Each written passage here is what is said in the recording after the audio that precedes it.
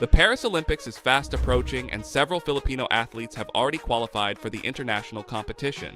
To hype you for the 2024 Olympics, GMA Sports is proud to feature the top Filipino contenders headed for France this year.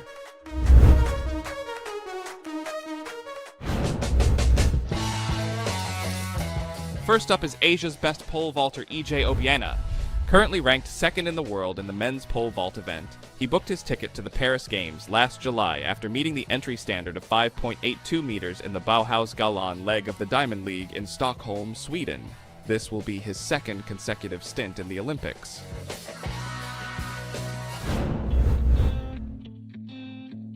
After a controversial decision to part ways with his longtime Japanese mentor Munehiro Kugimiya, gymnastics phenom Carlos Yulo secured a second trip to the Olympics after placing as the highest-ranked eligible athlete in his pet event, the floor exercise, in the 2023 World Artistics Gymnastics Championships. Yulo opted out of the 2023 Asiad to focus on the World Tournament alongside Aldrin Castañeda, who was his coach during his junior years.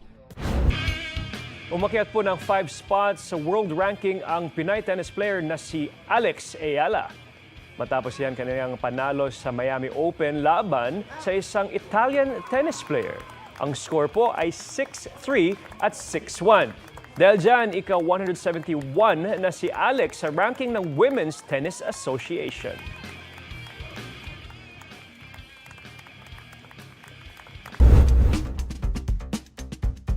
A fellow gymnast, 20-year-old Alea Finnegan, booked her first Olympics appearance for the Philippines after placing 32nd in the women's all-around event in the World Gymnastics Championships. The Philippines is the second country she has ever represented. Back when she was a part of the U.S. team, she belonged to the squad that won the women's team crown in the 2019 Pan American Games. Lastly, boxer Yumir Marshall is set for another trip back to the Olympics after knocking out Syrian opponent Aman Gosun in the semis of the men's 80-kilogram division in the recently concluded Asian Games. Following the victory, Yumir went on to bag a silver medal in the tournament. Yumir's second-place win was even talked about by his fans, as some believed that he could have won gold in the Asiad. Last Olympics, the Zamboanga-born boxer clinched his first silver medal, and Filipinos are eager to see how far he can go in Paris 2024. Tatlo na po ang Pinoy na nag-qualify para sa 2024 Paralympic Games sa Paris, France. Sa Asian Olympic Qualifying Tournament sa China kahapon, panalo ang pambato natin sa para-taekwondo ace na si Alian Ganapin sa K44 Men's 80-kilogram division. Tinalo niya rin ang pambato ng India. Nauna nang nag-qualify sa Paralympics ang mga swimmer na sina Angel Otom at Ernie Gawilan. Sa Olympics naman, qualified na rin ang Pinay fencer na si Maxine Esteban. Pero ang watawat ng Ivory Coast at hindi ng Pilipinas ang kanyang dadalhin sa Olympics. Noong nakaraang taon, nagpalit ng federation si Esteban. Sinabi ng decorated athlete na ang Olympic qualification niya ay para sa Ivory Coast na yumakap at sumuporta sa kanya. At sa Pilipinas naman ang pinagmamalaki raw ng kanyang puso. As we come closer to Paris 2024, we're also looking at more athletes that can potentially compete in the Olympics. Here are some familiar names everyone's looking forward to seeing in the upcoming Games. Despite placing 4th in the Asian Games in 2023, Philippines' first ever Olympic gold medalist, Heidelin Diaz, remains positive and focused in the remaining qualification events for Paris 2024. Heidelin already made history in the past Olympics, and surely, Filipinos will be cheering her on as she vies for her spot. If you support Heidelin, go ahead and cheer her on in the comments. After bowing out of the 57-kilogram division in boxing at the Asian Games, Olympic silver medalist Carlo Paalam looks to slide back to his old 51-kilogram division in the upcoming qualifying tournaments for the 2024 Paris Games. Fans will surely be waiting to see Carlo Paalam back in the Olympic stage, fighting for a medal. Another boxer and Olympic silver medalist from the Tokyo Games, Nesty Petesio, missed out on a direct trip to the Paris Olympics after falling before the semifinal round in the 2023 Asian Games. Now, she would need to compete in qualifying tournaments in 2024 to reclaim her spot in the Olympic podium in Paris. Everyone is cheering you on, Nesty. Meanwhile, Olympic skater Marjolin Didal looks to get back on track for the upcoming competitions that offer Olympic qualifying points. This 2024, she didn't disappoint the home crowd, as she was part of the country's 3-medal haul in the inaugural Southeast Asian Street Skateboarding competition held in Baler, Aurora. We hope to see you in the Olympic Games this 2024, Margie. Nag-qualify sa 2024 Paris Olympics ang former Pinay fencer na si Maxine Esteban. Si Esteban ang first ever homegrown Pinay athlete na nag-qualify sa fencing competition ng Olympics, pero bilang representative ng bansang Cote d'Ivoire o Ivory Coast.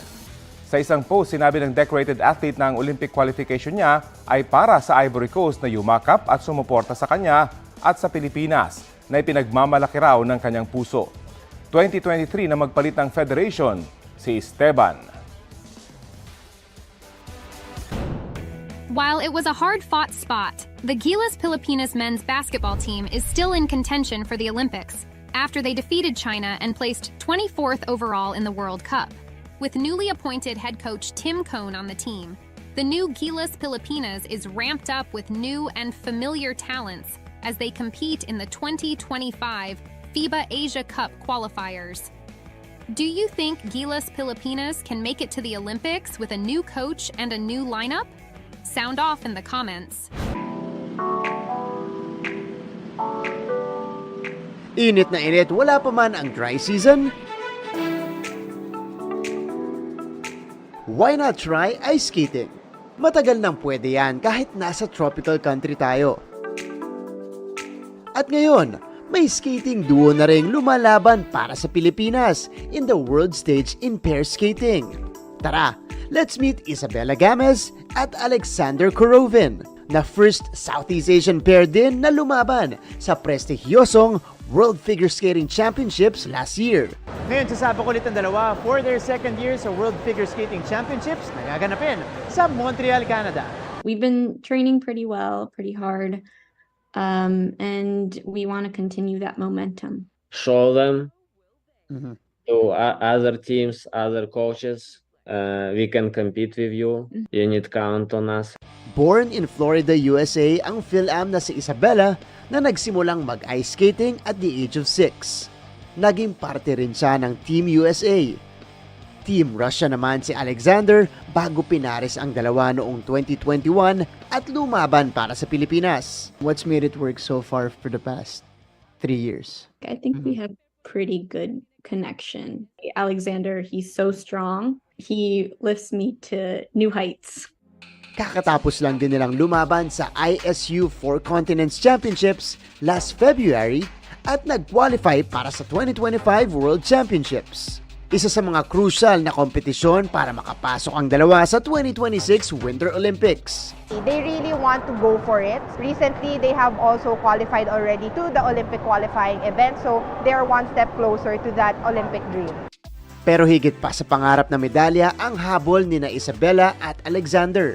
I want help a little bit to grow like popularity of figure skating in Philippines. We will carry the flag with pride. Habang nagpiprepare sa championships, sina Isabella, magpapaturo muna ako ng basics ng ice skating. First lesson ni Coach Pom, ang letter V position. March muna. Yan. Pag okay na yung rhythm mo, Pag okay na, saan ako na pwede maganon? little bit further. Yun! Good. Pinasubok din sa akin ng swizzles.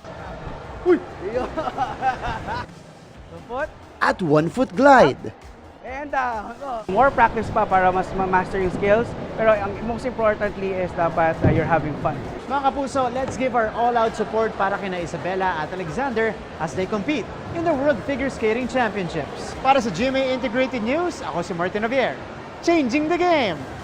With the Paris Games steadily approaching, our athletes are ramping up their preparations to get the chance to represent the Philippines and shine in the world's biggest sporting event of 2024. Which event are you looking forward to in the Olympics? Who are the athletes that you want to see? Stay updated by following GMA Integrated News, GMA Sports, and GMA Synergy. See you in the next video.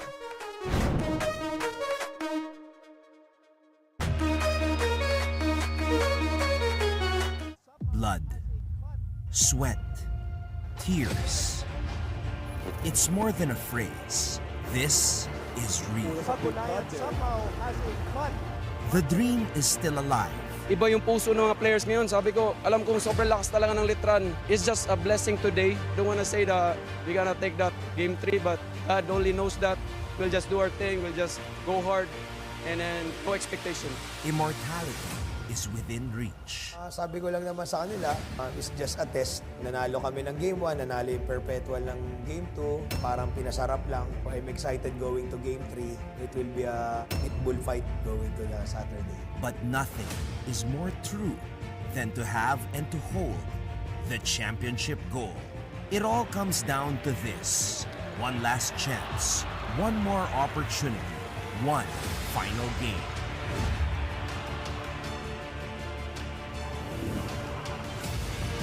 Game 3. It is a sea of maroon and blue as expected after 2 months of heart-pounding basketball action. We go back to where it started right here at the Philoil Eco Oil Center in San Juan City, and we'll bring you the only fitting ending to this fantastic season of basketball hoops. We welcome you to game number 3 of the NCAA Season 99 Juniors Basketball Finals. This is for honor, this is for school pride, this is for glory, and this is for all the marbles. Today, we determine if Perpetual can secure their very first basketball crown in the NCAA, or will Letran lock in that back-to-back championships. It is Perpetual and Letran, round 3 in the finals of the NCAA Season 99 Juniors Basketball Tournament. I am ready for this. Good morning sa inyong lahat mga kapuso. Maraming salamat po sa lahat ng mga sumusubaybay sa amin sa atin ngayon. Emil Asido, George Diamante, ready for more here inside our venue in San Juan. You see the Perpetual Junior Altas warming up on the other side, the Letran Squires.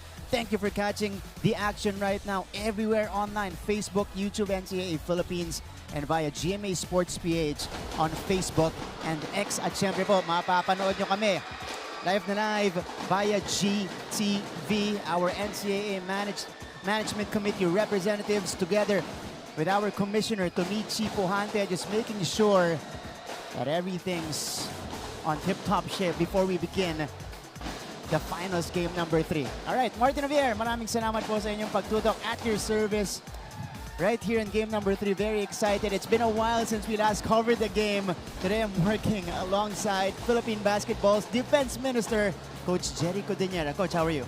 Good day. Good day to you, Martin. Siyempre, okay naman. Pero I'm just, para sa mga fans ng NCAA, kapit lang. Kasi ito na lang itong laban na inaantay ng lahat. Ito na nga. Game number 3. Again, only fitting ending to such a competitive season dito sa Season 99 ng Juniors Basketball. Pero syempre, ang kukumpleto sa ating broadcast team are our 2 courtside reporters reporting for the Perpetual Junior Altas. We have Diana Igual. And of course, for the Letran Squires, we have Clysel Galbo. Girls, will head to you in just a little bit. Very excited as well for your stories, especially kung paano nag-prepare yung dalawang teams natin. They only had a few days to prep up for game number 3. You know, these are high school students, high school players. So, titignan natin kung ano yung magiging mindset nila going into this matchup.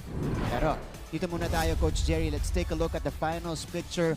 Series tied 1-1 apiece. Game number 1 going to Letran's way. Game number 2, it was Perpetual surviving, coming back, showing some resilience, coming back, winning it by a point in game number 2. And if we take a look at the stats here, it was a 1-point win, Coach Jerry. Towards the end, Letran, though, had chances to actually overtake Perpetual and secure the championship.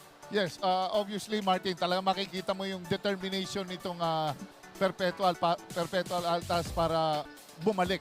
Tsaka makita mo yung character ng team tsaka ng mga players. Alam nila, hindi ito easy game. Alam nila na super lakas itong Letran na to. Letran Squires, alam nila ang history nito. Champion. Kaya yan, nakuha nila. And hopefully, this will be a good fight. And what started was that big third quarter for Perpetual, which was a complete turnaround from game number 1. Ang nag-take over sa third quarter, Letran. JD Pagulayan led away for Perpetual with 23 points, 10 rebounds. Cyrix Silorio, although he missed those crucial free throws, ended up with 20 points, staying consistent offensively for the Letran Squires. Para pag-uusapan muna natin mga key players mula sa magkabilang panig. Our newest, most valuable player in the NCAA Juniors basketball ranks, Emil Acido, had a slow start to game number 2. Only 5 points in the first half, but he ended up with 19, scoring 14 points in the second half. Emil provided the goods and showed us why he is the MVP of season 99. Simple lang, Martin. Ito si Emil Acido. He's a matchup nightmare. Hindi mo alam kung maliit ang itatapat mo or malaki. Pag malaki, nilalaro niya sa labas. Yeah. Pagka maliit, he can post. Meron siya mga perimeter game. Kaya makita mo talaga siya, unstoppable. He can always manufacture points dito sa klaseng player na ito. Emil Acido, 4 out of 12 from 3-point range. Perpetual had a total of 14 3-pointers as a team. One of 3 players itong si Emil na naka-4 na 3 puntos sa laban na yon, together with JD Pagulayan and Mark Goho Cruz. But Acido's all-around game will need to show up right here in game number 3, where it all matters, Coach Jerry, to secure that championship. This could be his final game in juniors basketball kasi gagraduate na po itong si Emil after this season. But on the other side, speaking of graduating players, a monster double-double for that guy, George Diamante. Ibang klase, making everything look easy on the court. Itong si George, 18 points, 15 rebounds, 4 assists, and 3 rejections. We know him as a defensive anchor, Coach Jerry, pero pinapakita niya sa atin na dito sa stage na to, sa finals, kaya niyang pumukol offensively. Yes, kompleto rin itong bata na to. Si Diamante, makita ko lang kanina sa warm-up pa lang, grabe, ang mga parang yung Letran ito nung dati, nung kaibigan natin si parang Samboy Lim. Pero nakita mo, lahat sila athletic, ang haba, kompletong bata, he's fundamentally sound. Wala ka nang hahanapin pa as a coach. That's right, George Diamante, a matchup nightmare dito po sa high school basketball scene. Of course, he will need help. He's had help all throughout the finals naman. Game number 1, game number 2, they had Cyrix Silorio scoring in double figures in both games. Jonathan Manalili or Titing Manalili, game number 1, 35 points. Slightly disappeared in game number 2, only 12 points. Marred with foul trouble as well. So that's something he will need to address in this particular game kasi kailangan siya ng kanyang team. Now, let's go to our head-to-head dito sa mga coaches natin. Coach Allen Ricardo looking for his second championship here in juniors basketball as head coach of Letran. Coach Joff Cleopas looking for his first, but it has been a Cinderella run so far for Perpetual. Their first finals appearance in his first year as head coach, and now he has the opportunity, the golden chance to bring home their first basketball crown. All right, mga kapuso, in a few minutes, it is going to be the first quarter tip-off of game number 3 ng NCAA Season 99 Juniors Basketball Finals. Junior Altas, Squires in a little bit. Let's turn it over to our Coliseum announcer for our starters. NCAA Philippines Facebook page and YouTube. Welcome to the Phil Oil Eco Oil Center. It's the NCAA Season 99 new heroes of the game. Game number 3 of our best of 3 series for the juniors division is the Perpetual Help Junior Altas versus the Letran Squires. The series is tied at 1 game apiece. Let's meet our starting fives. Starting for the number 1 team in the eliminations, let's hear it for your Perpetual Help Junior Altas.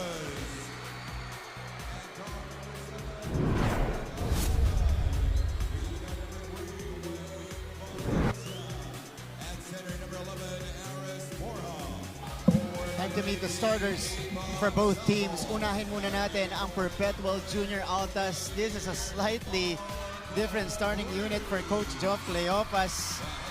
Caliangan at point guard. Of course, they have Goho Cruz there, Borja at center. Wayne Valencia, who was a difference maker off the bench in game number 2, earns a start here alongside Salvo as well. Pero kung may palitan sa starting lineup neto ni Coach Joff Cleopas, meron din ganyang version.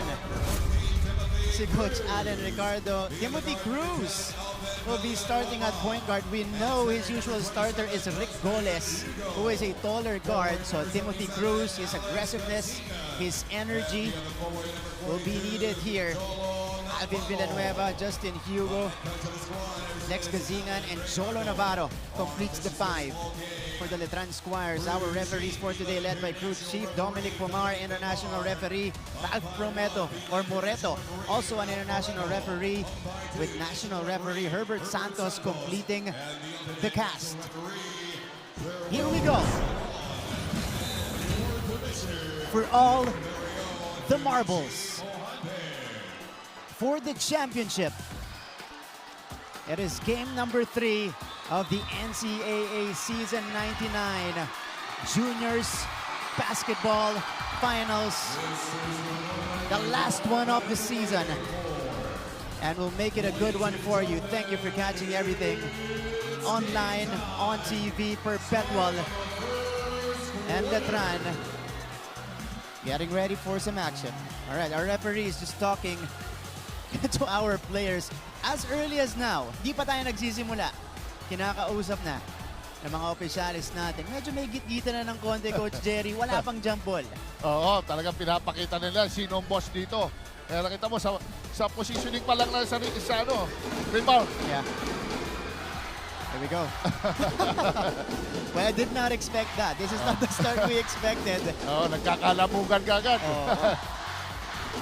This is the vibe that game number 3 brings. And Perpetual will get first crack at the basket.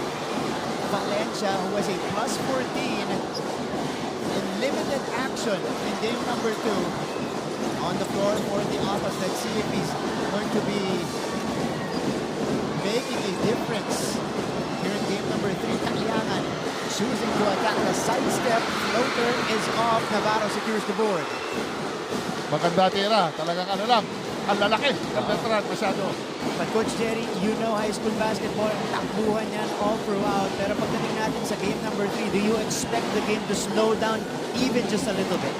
Hindi na. Kasi ang estilo nitong Letran talaga na to, they're a hot starter. Yeah. Kaya talagang they want to settle the door right away.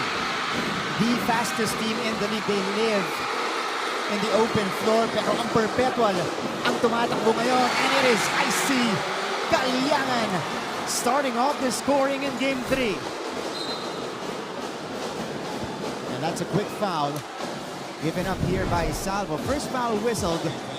Icy Caliangan attacking Timothy Cruz, who was on the contest. Jolo Navarro is one of the key bigs today for the Letran Squires. And now let's head to our first report. Puntahan natin mula muna sa Perpetual side. Nandito si Diana Igual. Diana, go ahead. Witness history, Martin and Coach Jerry with a chance to secure their first ever championship title. May kaakibat na palala si head coach Joff Cleopas sa kanyang mga manlalaro, and that is to not aim to please the crowd. Maraming man sa kanyang mga players ang nakakuha ng individual awards. Aniya ni coach na produkto ito ng sipat at syaga ng bawat isa sa grupo, and if they really want to claim the win today, they need to focus hindi sa kanya-kanyang stats but rather on how to create a good team play. Martin and Coach Jerry. Thank you so much, Diana. That's, great coaching for you, Coach Jerry. Lalong-lalo na, that was crucial in game number 2. Right before that, nakatanggap ng maraming awards yung kanyang mga manlalaro, including our MVP, of course, Emil Asido, who is not on the court yet. Mark Goho Cruz, Rookie of the Year natin. Mahirap. Kumbaga, after that high moment, how do you keep it up in the game? How do you maintain that type of energy? He was able to address that in game number 2, and now looking to duplicate it in game number 3. Well, Mark, talaga sa totoo lang, nag-overachieve na itong Perpetual Altas. Wala ka na masyadong babaguhin dito sa laban na to kasi Siyempre, high school players, baka magkaroon pa ng confusion. Pero with them, the way they showing, makikita mo yung composure nila sa laban. Borja though misses that free throw. Free throw shooting has been a problem for both teams. Oh, what a swat by Borja on the other end. Timothy Cruz though regroups, and this is going to be a whistle against Perpetual. So already the second team foul on the Junior Altas, and we'll use this time to hear a report from Letran side. Ito naman from our defending champions. Nandito, si Gleisel Capo. Gleisel, go ahead. Yes, Martin and Coach Jerry, nang makausap ko nga kanina si Coach Allen Ricardo, tamang ang unang salitang binanggit niya sa akin, because although the Squires wanted to end finals early by winning in their last game, odds weren't in their favor dahil ayon nga kay team captain Jonathan Manalili, kinulang daw sila sa efforts and they celebrated too early. Kaya naman ngayong araw, tatlong bagay lang ang gustong makita ni Coach mula sa kanila.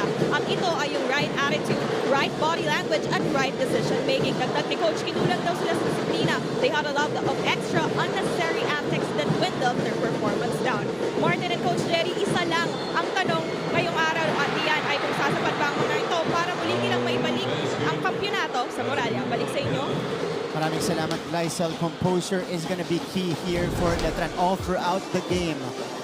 Can't afford to be overconfident against this Perpetual team. Although this basket did not count, it was a good spin cycle move coming from IC Kalyangan. Para dito sa Letran, Coach Jerry, this is unfamiliar territory for them because they've been so dominant since last season, especially, you know, in big games like this.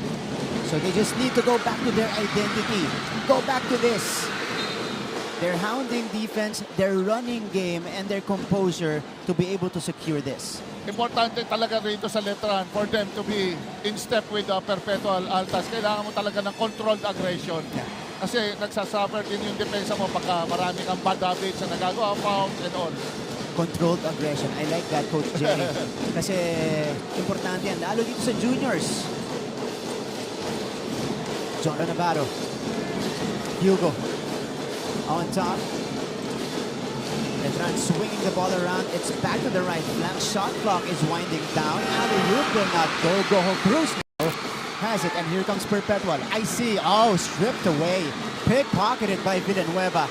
And here he goes. Fouled on his way up. That's going to mean 2 free throws here.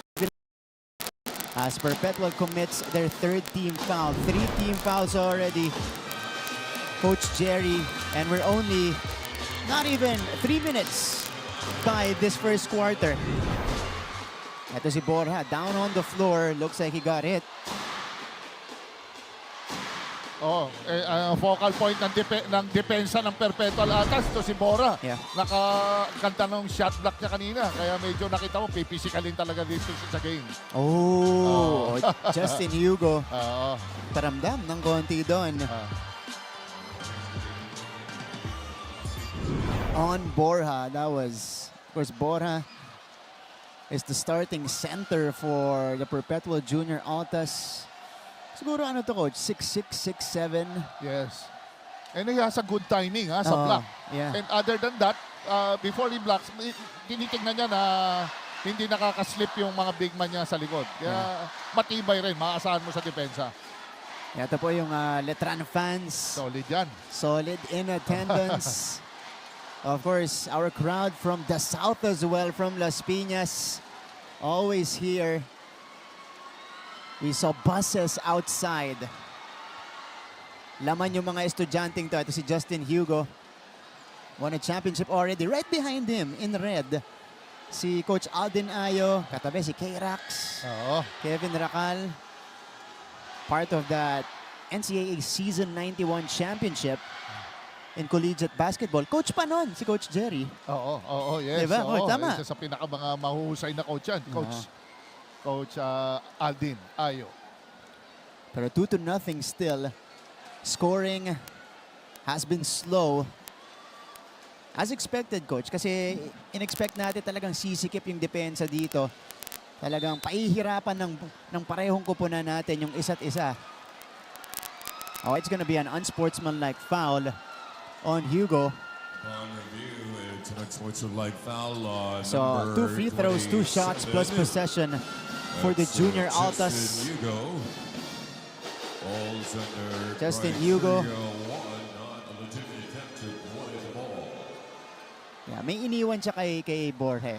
So, hindi pinalagpas yun ng mga opisyalis natin. Oo, dapat yung mga, siyempre, as a young player, talagang you really have to be, hindi ka dapat ma-distract sa mga ganon, konting, huwag ka dapat mapipikon. Especially, ang pinaglalabanan dito, championship game, That's right.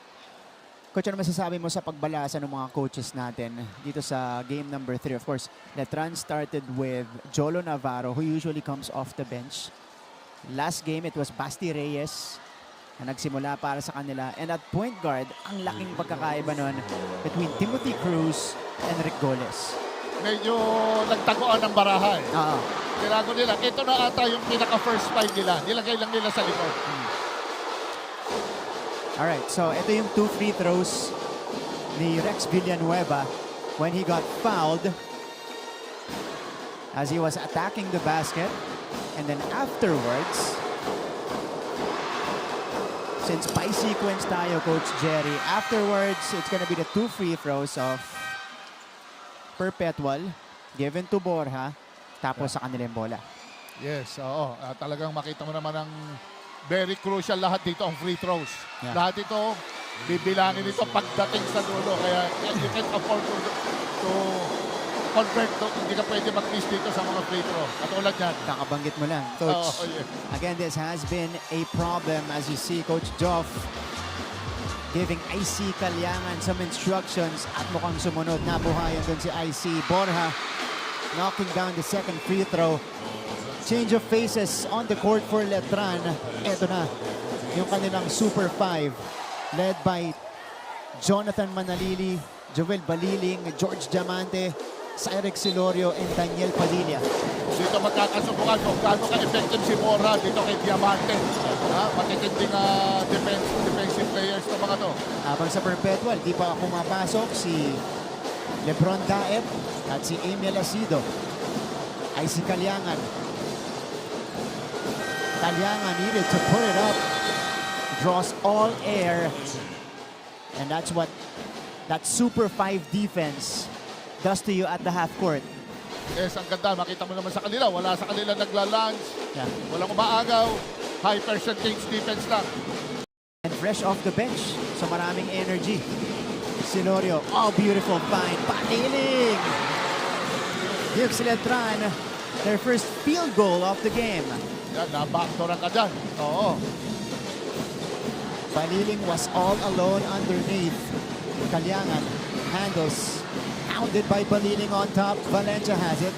Also hounded by Manalili. Valencia, one of the 6 graduating players ng Perpetual. Kalyangan. Boom! I see Kalyangan with some early production for the Junior Altas. He's got 5 of the 6 points so far. Grabe, buong loob nitong batang to. 3 points, fast break, receive, semi-break, umaatake. Yeah. Oh, counter on the other end. Coming from Cyrix Silorio. Tit for tat in this juncture of the first quarter. And we head to our second deadlock end. A timeout on the floor. We'll be back after this.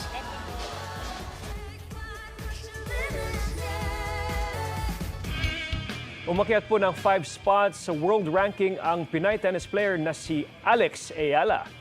Matapos yan kanyang panalo sa Miami Open laban sa isang Italian tennis player.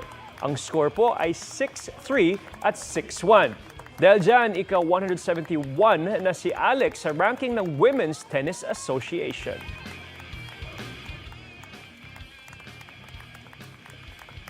The Paris Olympics is fast approaching, and several Filipino athletes have already qualified for the international competition. To hype you for the 2024 Olympics, GMA Sports is proud to feature the top Filipino contenders headed for France this year.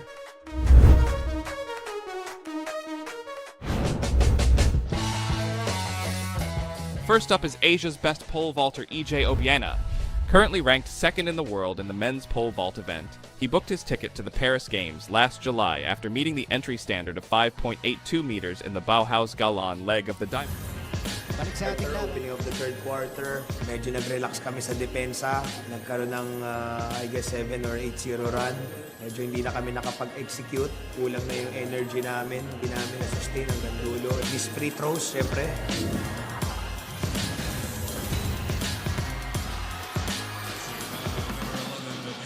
Coach Alan Ricardo, of course, calm and collected right after game number 2. Even though, they lost that game, talagang si Coach cool lang. Tiwala siya sa mga players niya. And this is why, he knows what they're capable of. And they're showing it right now. Jonathan Manalili with a steal and the score. Grabe yung linitin na yun. Oh, pickpocket again. Manalili with his second straight steal, leaving it off for Cyrix Silorio. And this is where the Squires are at their best. Hounding defense in the open floor. Another fast break basket. Cyrix Silorio now with 7 points. In just maybe 3 minutes of action, this is the biggest lead for the Squires so far. Valencia with a counter floater. Pamatay sunog. Pero makita mo, give credit sa Letran. Grabe pressure nila. They're sending you to your weakest area. Pero yan talaga ang laro ng Letran. Silorio from the same spot earlier. No go. Asido, who is now on the court, couldn't get the ball. Manalili repositions. That's too strong from the outside. Padilla, no look pass. Silorio floats it up. Wala. Got it back. Follows up his own miss. Cyrix Silorio, 9 points in just 2.5 minutes on the floor, Coach Jerry. Very efficient ito si Silorio. Very collected. Talagang nakita mo hindi nag-hesitate. Bad movement. Talagang hinahanap siya ng guardia. Talyangan off the bank. It's off. And Letran looking to run away with it again. Palilig floats it up and in. And Letran is wreaking havoc here in the first frame. 8-point lead all of a sudden ever since the entry of that Super 5. Asido from the corner. No go. Outlet. Padilla all the way. Ang lupit na combination nito ni Coach Allen Ricardo. Pero parang na-neutralize nila si Bora dito eh. Kasi Asido medyo malamig pa. Hopefully it is maging close ang game. When it rains, it pours. Letran with a 10-point lead. Ayuk finished by Mark Goho Cruz. First 2 points for Mark Goho Cruz, one of the leading scorers of Perpetual. And a much-needed basket for them. The fire extinguisher. Manalili. That pass was picked off. At eto na. Kanina pa gustong pumasok. JD Pagulayan and LeBron James Diep. Late entry to the first, but how about these plays from the Letran Squires? Well executed at the half court. Balinin with the basket underneath. Silorio with a wide open look. And how about the pickpocket of Titing Manalili?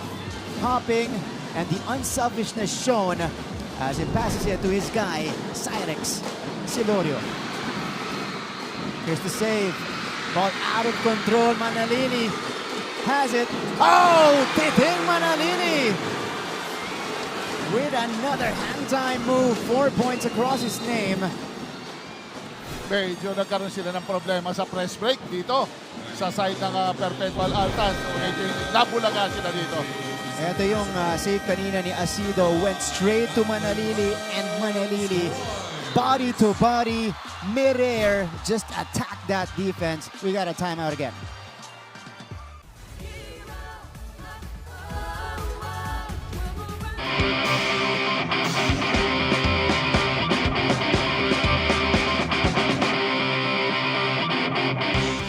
Simula na ngayong araw ang World Figure Skating Championships sa Montreal, Canada.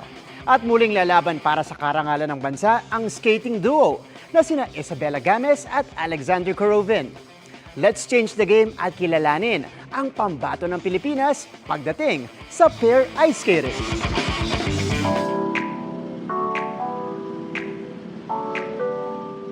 Init na init, wala pa man ang dry season? Why not try ice skating? Matagal nang pwede yan kahit nasa tropical country tayo. At ngayon, may skating duo na ring lumalaban para sa Pilipinas in the world stage in pair skating.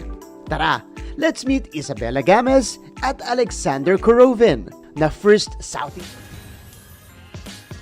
Pagkapasa ko po ng bola, pagkaharap ko po, hindi ko na po alam kung sadya niya po natamaan lang po.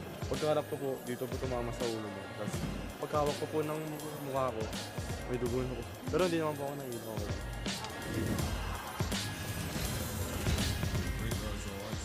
That was JD Pagulayan.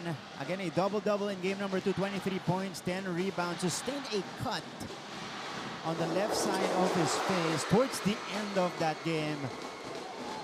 But it's good to see him playing here in game number 3. Kapag kabata, ipapagpag na lang yan, Coach Jerry. Lagyan mo na lang ng bandage, laro na agad. Yes, ito yung pinaka-inakantay mo itong combination ng preparation mo sa NCAA Juniors Yeah. Pero at least hindi nyo na-miss ito finals. IC Caliangan knocking down 2 free throws. This is Diaz coming off the bench. Quality minutes as part of the starting unit for IC Caliangan. Reggie Ayon, by the way, from Perpetual side, who played 9 minutes for the Junior Altas in game number 2. Suspended 1 game today for the unsportsmanlike foul. In game 2, siya pa naman yung designated defender kay Jonathan Manalini that time. Yes, correct. So it's gonna be big for Perpetual here kung sino yung itatao nila kay Manalini. Nice move. Off the bench, fresh legs, fresh energy from Diaz. Ang lakas ng balikan. Nakita mo naman pag-spin. Tilapon yung bumabantay. That's Cedric Diaz. Attacking. Manalini, kinapos. And this is Roluna. Energizer off the bench. Perfectly anticipated. Diamante. Padilla all alone again on the other end. So the running game continues for Letran. Again, they're the best in the league in that department in fast break points. Saka makita mo yung defensive stance nila. Walang mga bad habits Makita mo. Taeb taking it to George Diamante that time. So Perpetual trying to deal damage in the painted area. This is going to be a foul away from the ball. Roluna will commit this one. Ito yung kalaw ni Diaz dito. Cedric Diaz, slight spin, floating it up and in, and then another steal for Jonathan Manalili. And a fast break opportunity taken care of by Daniel Padilla. Lebron Daib, on the other hand, did not give up. Manalili against Pagulayan. What a beautiful matchup we have. Two of the best high school hoopers in the country. The attack, no score for Padilla. Roluna has it. Roluna falling down. And here comes Diamante. Back the other way we go. George, nailang sa depensa. Neto ni Pagulayan. And JD commits the foul. Parehong kopanan. Parehong may forward pass. Yeah. Hindi nila nakita. Sobrang gigil, siyempre. Roluna actually had Cedric Diaz at the corner earlier. Pero ipinilit niya. Senyas nga ni Coach Ricardo naman. Pasa ko na, meron na nauna ron. Yeah, correct. Nonetheless, this will mean free throws for George Diamante. Pero itong George Diamante, napaka-versatile Pinagbababa rin ang bola ni Coach Allen. Kasi alam niya, ang pipick up sa kanya, si Asido, hindi siya pe-pressure rin masyado, or si Daem. Kaya ang dali lang mag-execute ng flex offense nila. At kaya talagang matchup nightmare itong si George Diamante. Can do everything on the court.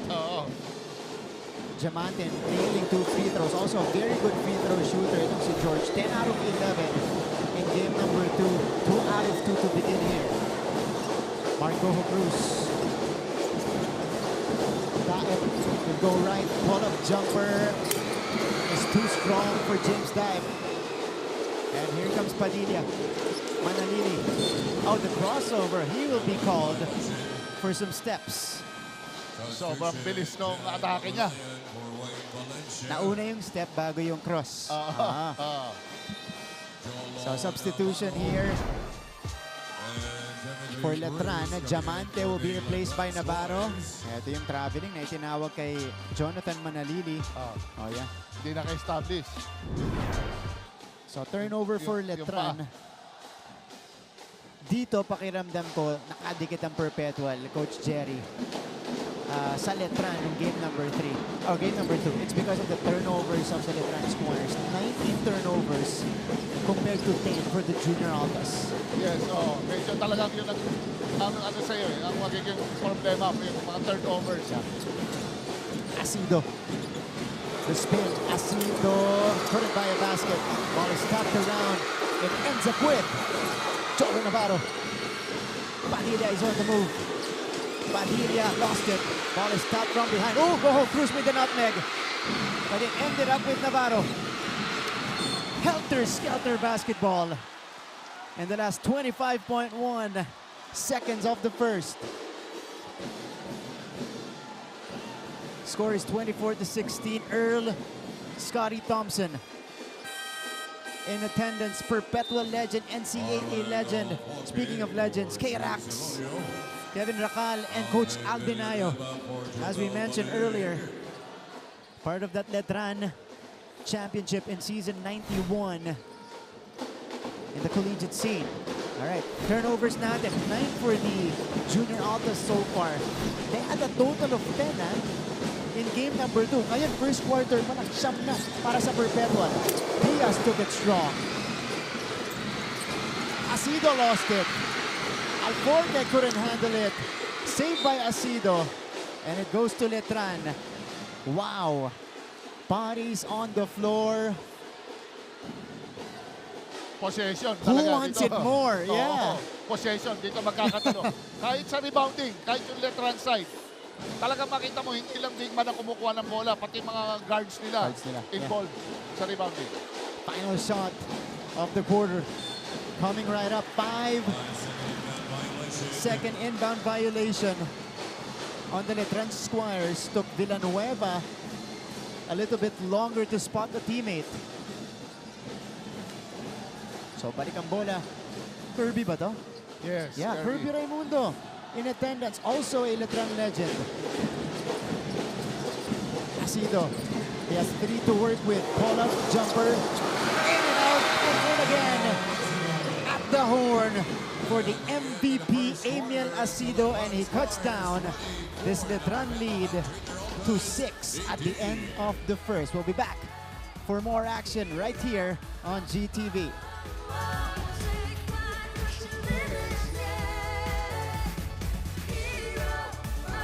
As we come closer to Paris 2024, we're also looking at more athletes that can potentially compete in the Olympics. Here are some familiar names everyone's looking forward to seeing in the upcoming games.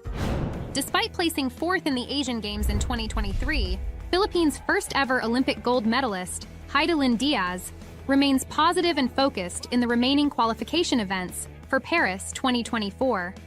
Heidelin already made history in the past Olympics, and surely, Filipinos will be cheering her on as she vies for her spot. If you support Heidelin, go ahead and cheer her on in the comments. Remember when the Philippines won its first Olympic gold medal in 2020? That was also the first time the Philippine national anthem was played on the Olympic podium after trying for nearly 100 years since our first stint in 1924.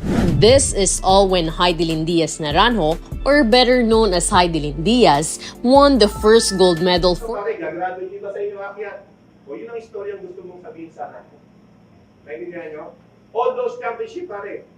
1-3 kami, 0-2 kami nag-champion. Right? Because we're disciplined hanggang sa dulo. Don't just settle na hanggang dulo lang tayo sa pinatay natin ang first half tapos pagdating sa dulo. Such a strong presence in the dugout of Letran na bago sila pumunta dito sa court. The kid Kirby Raimundo addressing the players and reminding them to stay focused and consistent kasi legacy nila to. sa high school scene. Yes, mahirap yung legacy tsaka yung chasing history. Yun, yeah. Medyo dyan magkakatalo sinong mas gutom. That's right. Perpetual, of course, looking to secure their very first basketball championship in the NCAA, both in the seniors and juniors division, Coach Jerry. Habang itong Letran Squires trying to continue their dominance, going for back-to-back championships. Asido, as we begin the second frame here, Ulayan for three. All air for JD, who hasn't gotten the ideal start that he wants. Correct. Markman na rin to eh. Alam mo, nakakalaro ko pa minsan to dito sa bandang Las Piñas. Deadly talaga to si Pagulayan. Nakakalaro mo, Coach Jerry. Mga daklo sila mga Perpetual. Wow. Altas. Pwede pa pala maglaro dito si Coach. But second quarter, again, is officially underway. Diamante with a short hook. He missed. And here comes Cedric Diaz, who is now the point guard on the court for the Junior Altas. They go back on top, Margot Cruz. JD drives baseline. Ulayan, wala pa rin. The offensive board blocked by Diamante, but there was a whistle. That's gonna be on George as we go and head to Letran's side. Let's hear it from Gleisel Garbo. Gleisel, go ahead. Speaking like a true captain, ang sigaw ni Jonathan Manalili kanina sa huddle ay team ang unahin at what ang apelido nyo as we progress in this highly anticipated game. Isa lang ang paalala ni Coach Alan Ricardo along with their other coaching staffs at ayan ay to continue being loud on the court and to stay locked in to one game plan. And speaking of game plan, Martin and Coach Jerry, earlier inside the dugout, Coach Alan brought out the PBA legend Kirby Raimundo para mag-share ng inspiring words sa kupunan.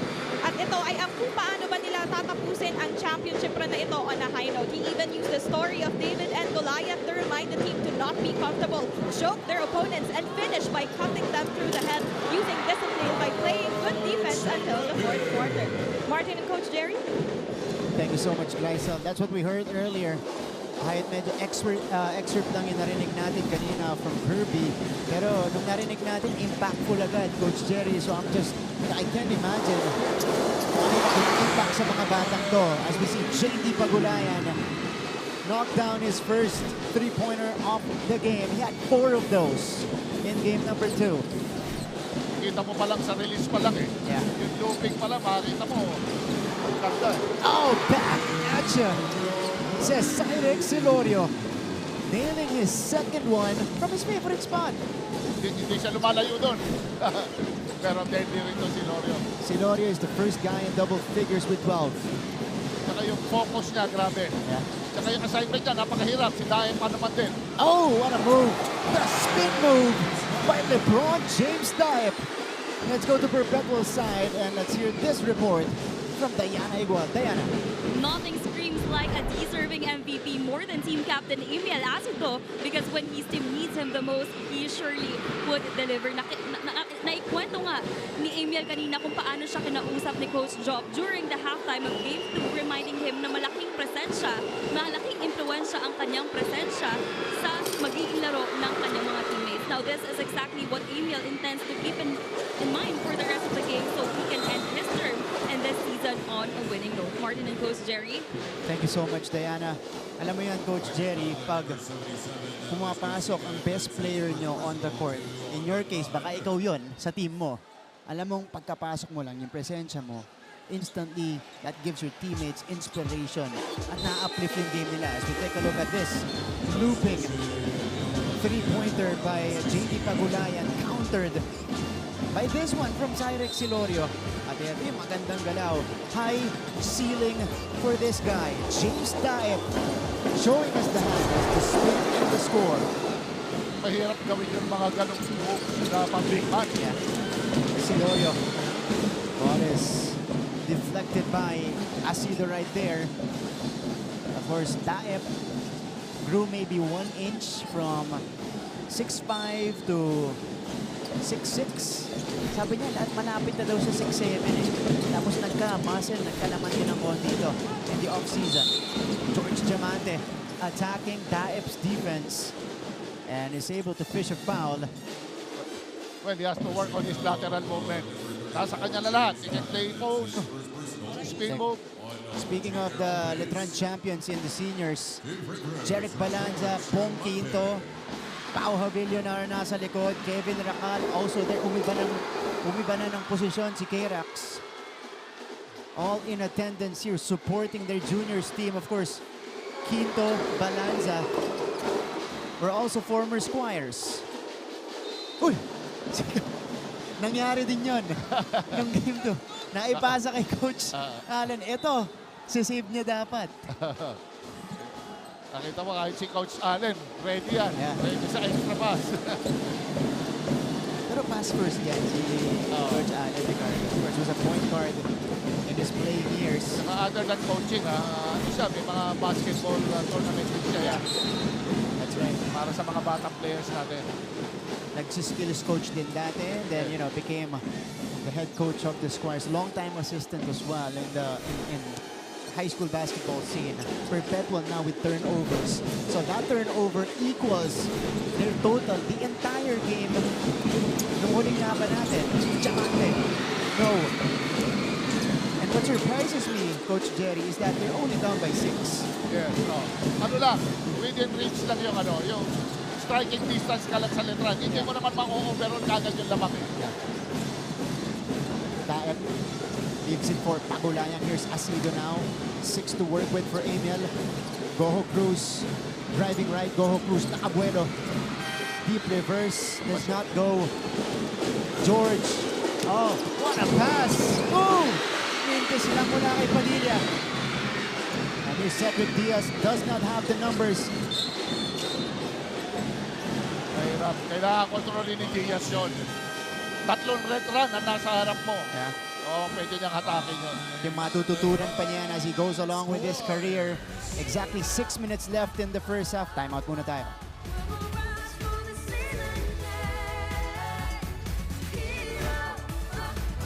Nag-qualify sa 2024 Paris Olympics ang former Pinay fencer na si Maxine Esteban. Si Esteban ang first ever homegrown Pinay athlete na nag-qualify sa fencing competition ng Olympics, pero bilang representative ng bansang Cote d'Ivoire o Ivory Coast. Sa isang post, sinabi ng decorated athlete na ang Olympic qualification niya ay para sa Ivory Coast na yumakap at sumuporta sa kanya at sa Pilipinas na ipinagmamalaki raw ng kanyang puso. 2023 na magpalit ng federation si Esteban.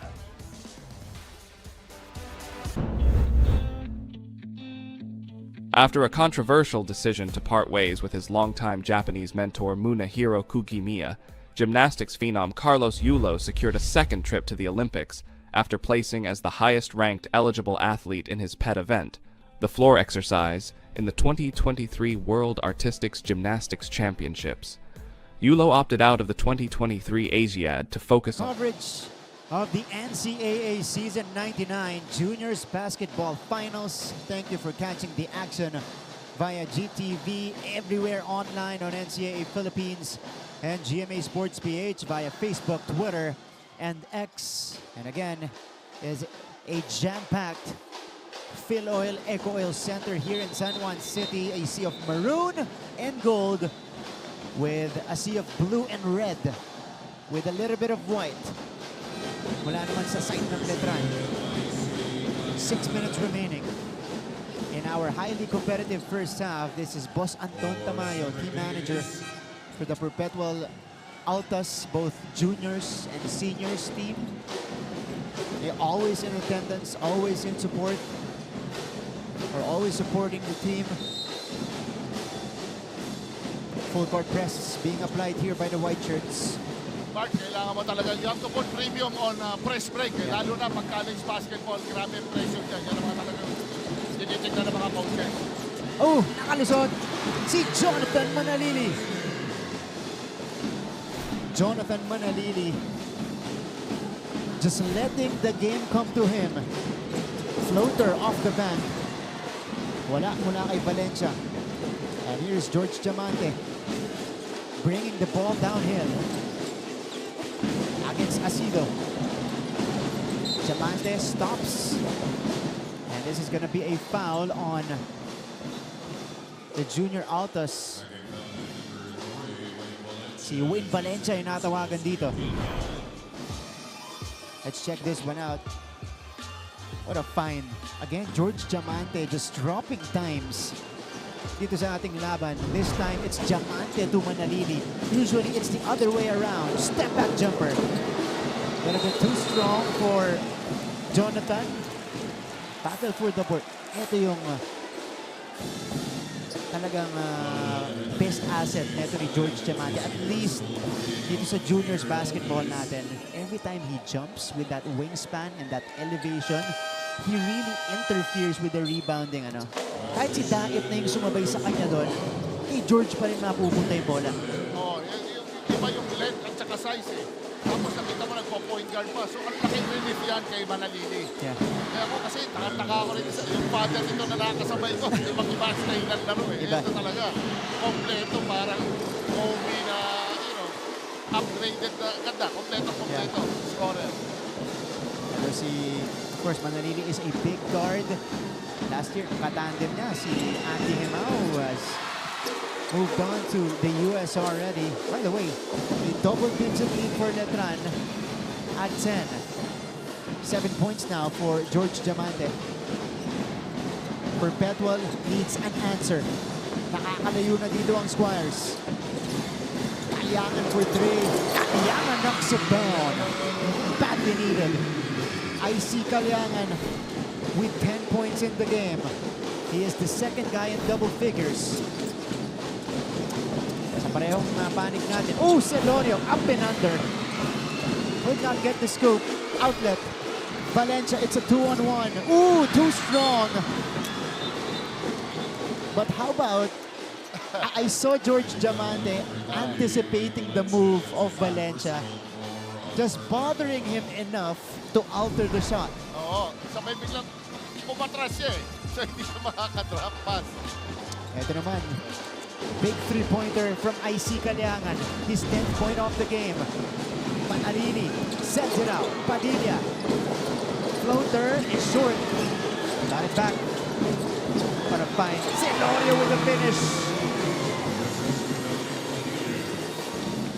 Cyrix Celorio moving without the ball very well. Ooh, miscommunication between Kaliangan and Valencia. Masyadong maluwag para sa Letran ang depensa ng Perpetual Altas. Butas na butas eh. That's right. And this is also what happened in the first half. Dun sa game 2 natin. At the half, Letran was leading it by 9 points. Everything looked easy for the Squires. Diamante, blocked by Borja. Navarro got it back. Blocked again by Borja. Here's Asuncion. Kailangan from the corner. Little too quick on the trigger that time.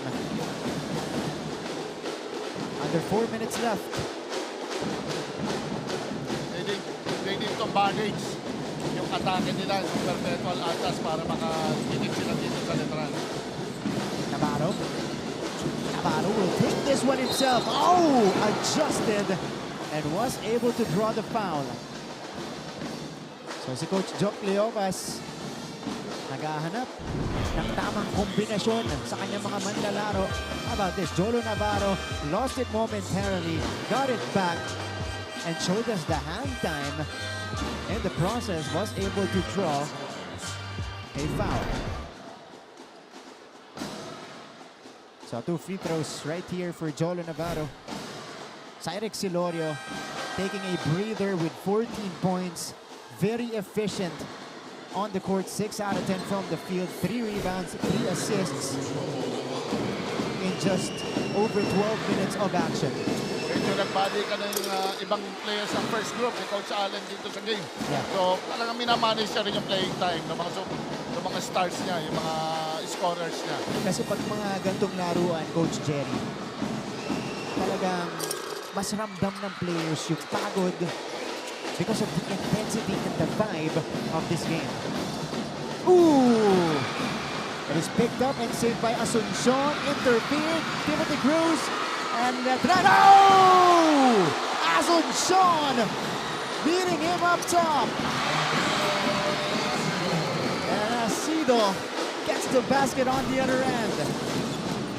Cruz. Asido steals it away. Bahagyang nabuhayan dito ang Junior Altas. Pagularan scores! Lead is down to 6. The Junior Altas turning it up. Upon the exit of the Super 5 nitong Letran, bagong lineup, inatake agad ng Junior Altas. Short stab, will not go. Oh! It's another block for Borja. Foul! And the finish for Jovel Baliling.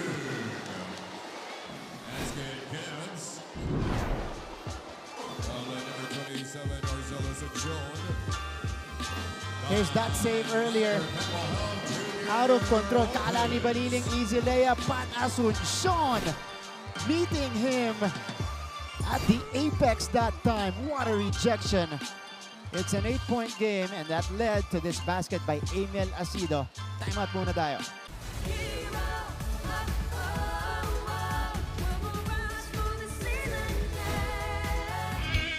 Umakyat po ng 5 spots sa world ranking ang Pinay tennis player na si Alex Ayala.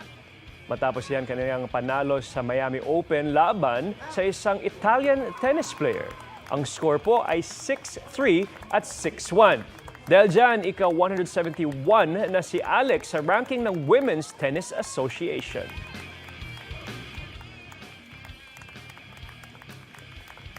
The Paris Olympics is fast approaching and several Filipino athletes have already qualified for the international competition. To hype you for the 2024 Olympics, GMA Sports is proud to feature the top Filipino contenders headed for France this year. Of NCAA Season 99 Juniors Basketball.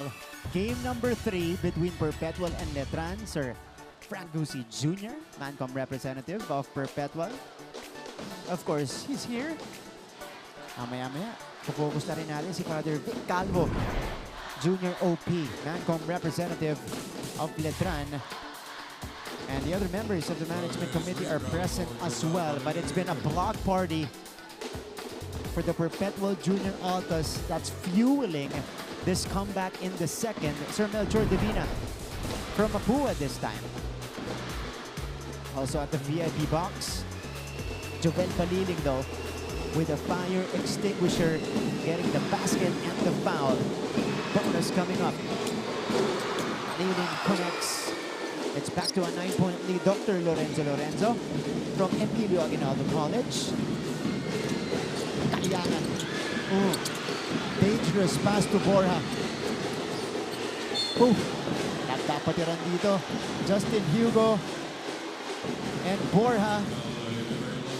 Tuloy-tuloy lang ang pagpaparamdaman dito, Coach Jerry. Kanina pa to, first quarter pa lang. About this, the hustle by Borja. Hugo was trying to get away from him and ultimately got tripped. Ako. Kita mo talaga ito. Meron din talaga si Coach Allen na para mga shock troopers niya. No? Talagang hindi lang siya kamong stick doon sa core niya. Makita mo parang minamanage siya rin talaga yung depensa. Parang high level ng defense. Nandun parate. That's the identity of this team. That's what he introduced last season, season 98. Usually sa elimination round, 5 in, 5 out yung mga substitution niya. So talagang buong lineup kaya maglaro. May experience, especially in big games. Substitution this time for the Junior Altas. Diaz and Goho Cruz are back. Papalitan itong si Asuncion at si Icy Kalyangan. Ball pressure being applied by the blue shirts. Diaz pounded by Cruz. Salvo is back in it. Goho Cruz, alley-oop. Does not connect, he is down. Goho Cruz is down and Letran takes advantage. Daniel Padilla with a score. Goho Cruz is holding on to his left wrist. Biggest lead for the Squires at 12. Masama landing niya ron, Cruz. It's an alley-oop, backdoor play, pero covered eh. Talagang inaabangan din nila yung backcourt, yung backdoor play ng Ito, coach. Perpetual. Hiningi niya. Oh, here's the landing. Oh, okay. Yeah, it was on the landing. Medyo natukuran neto ni Goho Cruz. Yung kanyang left arm.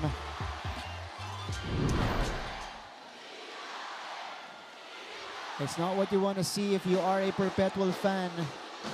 One of your key players going down. We hope Goho Cruz recovers from this very soon. Oo, napaka-aggressive pa man din niya nung start. You know, you can see him in pain, still holding on to that left wrist, left arm. Alam mong naka-steady lang eh. Ayaw niyang i-bend, ayaw niyang igalaw.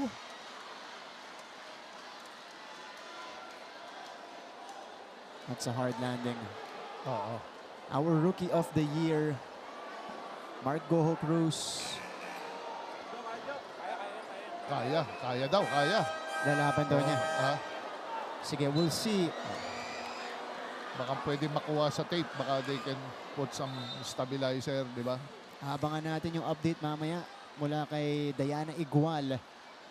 Dun sa nangyari dito kay Mark Goho Cruz and his status in the game. Junior Altas for improper bench decorum. So far, I think it's safe to say he is ngayon questionable to return. But we'll hear an update later on Mark Goho Cruz. Again, we are praying everything's okay for that young man who is having a stellar season.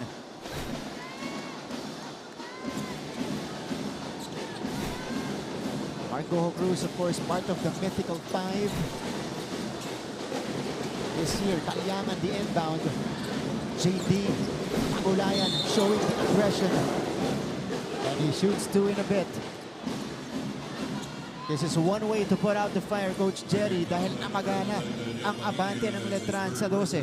Talagang they're not giving yung open shot sa 3 points. Talagang hindi balik kung tatalunin mo kami siguro sa penetration. Yan siguro ang goal ni Coach Allen. You're right, Coach. Perpetual so far is only 3 out of 7 from long distance. A far cry from the 14 3-pointers they had in game number 2. Pero mahaba pa ang oras natin. We'll see if they'll have more. JD Pagulayan. Hero of game 2. Connects on the second. He has 7 points in total so far. Rex Villanueva back in for the Squires. Ayan. Oh, Hugo fell down. Ayan, Perpetual naman ngayon. Perpetual Altas naman ngayon full court pressure. Tingnan natin kung malulusutan nila ito. By the way, that was chapter 3 of Hugo versus Borja in this game. All right, action continues. Diaz. Pagulayan. Oh, pick and roll sana. Pass was deflected. Bora. No. That one, inabutan ni Navarro. Sayang yun. Yung pick and roll. Joko Navarro. Abuelo. Sidestep scoop. Will not work. Rebound is secured by Salvo. Perpetual looking for another strong finish to the first half. It is Diaz handling it. Salvo. Shot clock winding down again. Pagulayan. JD Pagulayan enters double figures with 10 points. All coming in right here in the second frame. Cruz the mid-range shot. It's good. And the foul for Timothy Cruz. Medyo tinamaan niya sa paa yun. Tinamaan niya sa paa si Timothy Cruz. Tignan muna natin to from the left wing. His money spot. JD Pagulayan stroking his second triple of the game. And then the quick counter by the smallest guy on the floor. But one of the bravest, Timothy Cruz. Basta mga Cruz. Katulad Sino Cruz? Mark Cruz. Mark Cruz. Oo, di ba? Letran, talagang small but terrible talaga, no? Talagang makita mo siya. Ganyan din, parang style talaga ng laro. Extended minutes today for Timothy Cruz, who could not complete it. Oh, it stays.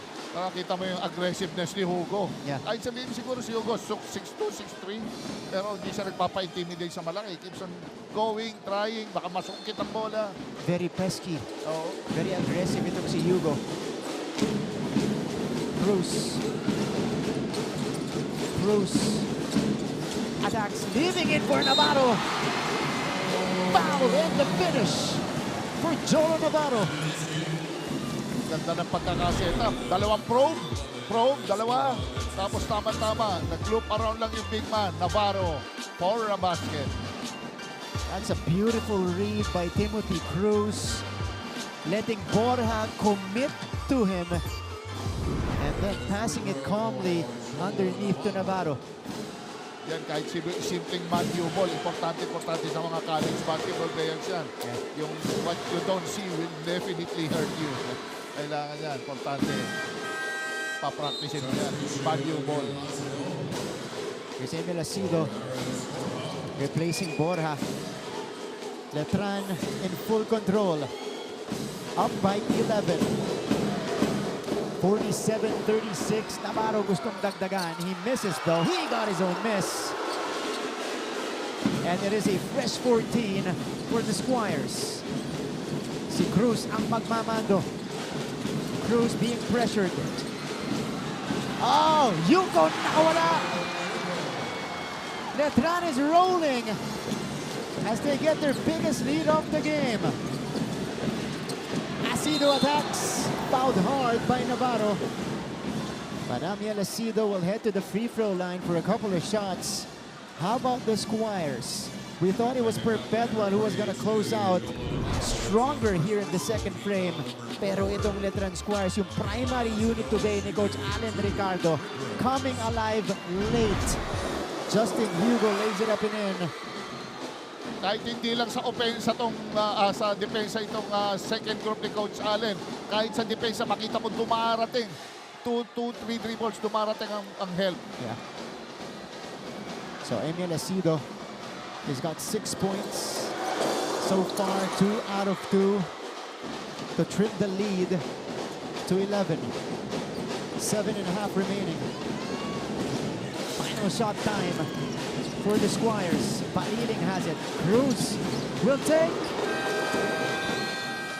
Online, had a good line but left it short ultimately. And that's how we will end the first 2 quarters of action. At the half, the defending champions are looking good. 49-38. Halftime stats and analysis coming up next dito po sa GTV.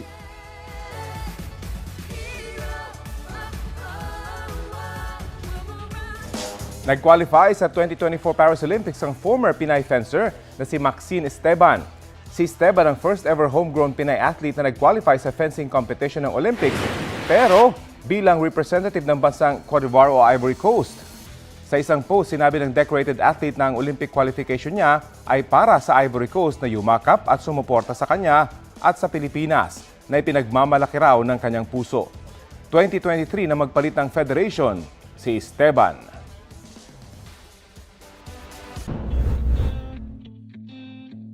After a controversial decision to part ways with his longtime Japanese mentor Munehiro Kugimiya, gymnastics phenom Carlos Yulo secured a second trip to the Olympics after placing as the highest-ranked eligible athlete in his pet event, the floor exercise, in the 2023 World Artistics Gymnastics Championships. Yulo opted out of the 2023 Asiad to focus on the World Tournament alongside Aldrin Castañeda, who was his coach during his junior years. A fellow gymnast, 20-year-old Alea Finnegan, booked her first Olympics appearance for the Philippines after placing 32nd in the women's all-around event in the World Gymnastics Championships. The Philippines is the second country she has ever represented. Back when she was a part of the U.S. team, she belonged to the squad that won the women.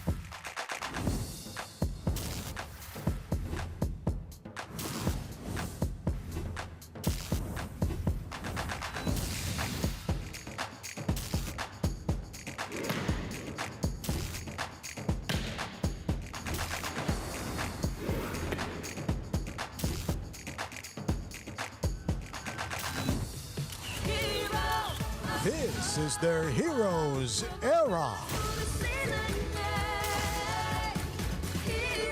Watch them rise. NCAA Season 99 Women's Volleyball starting April 7 on GTV.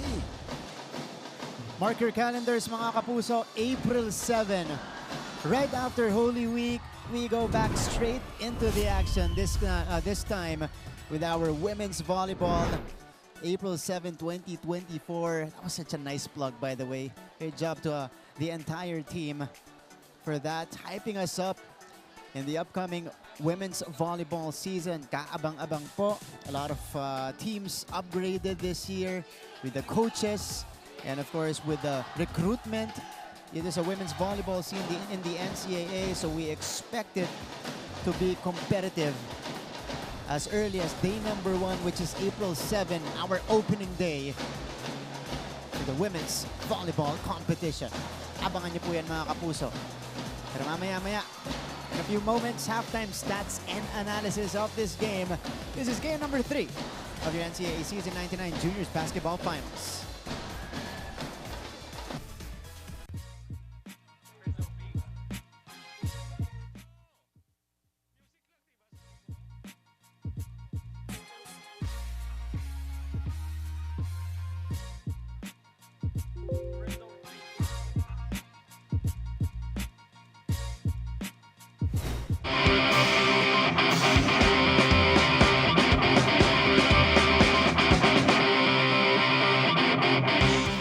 Simula na ngayong araw ang World Figure Skating Championships sa Montreal, Canada. At muling lalaban para sa karangalan ng bansa ang skating duo na sina Isabela Games at Alexander Korovin. Let's change the game at kilalanin ang pambato ng Pilipinas pagdating sa pair ice skating.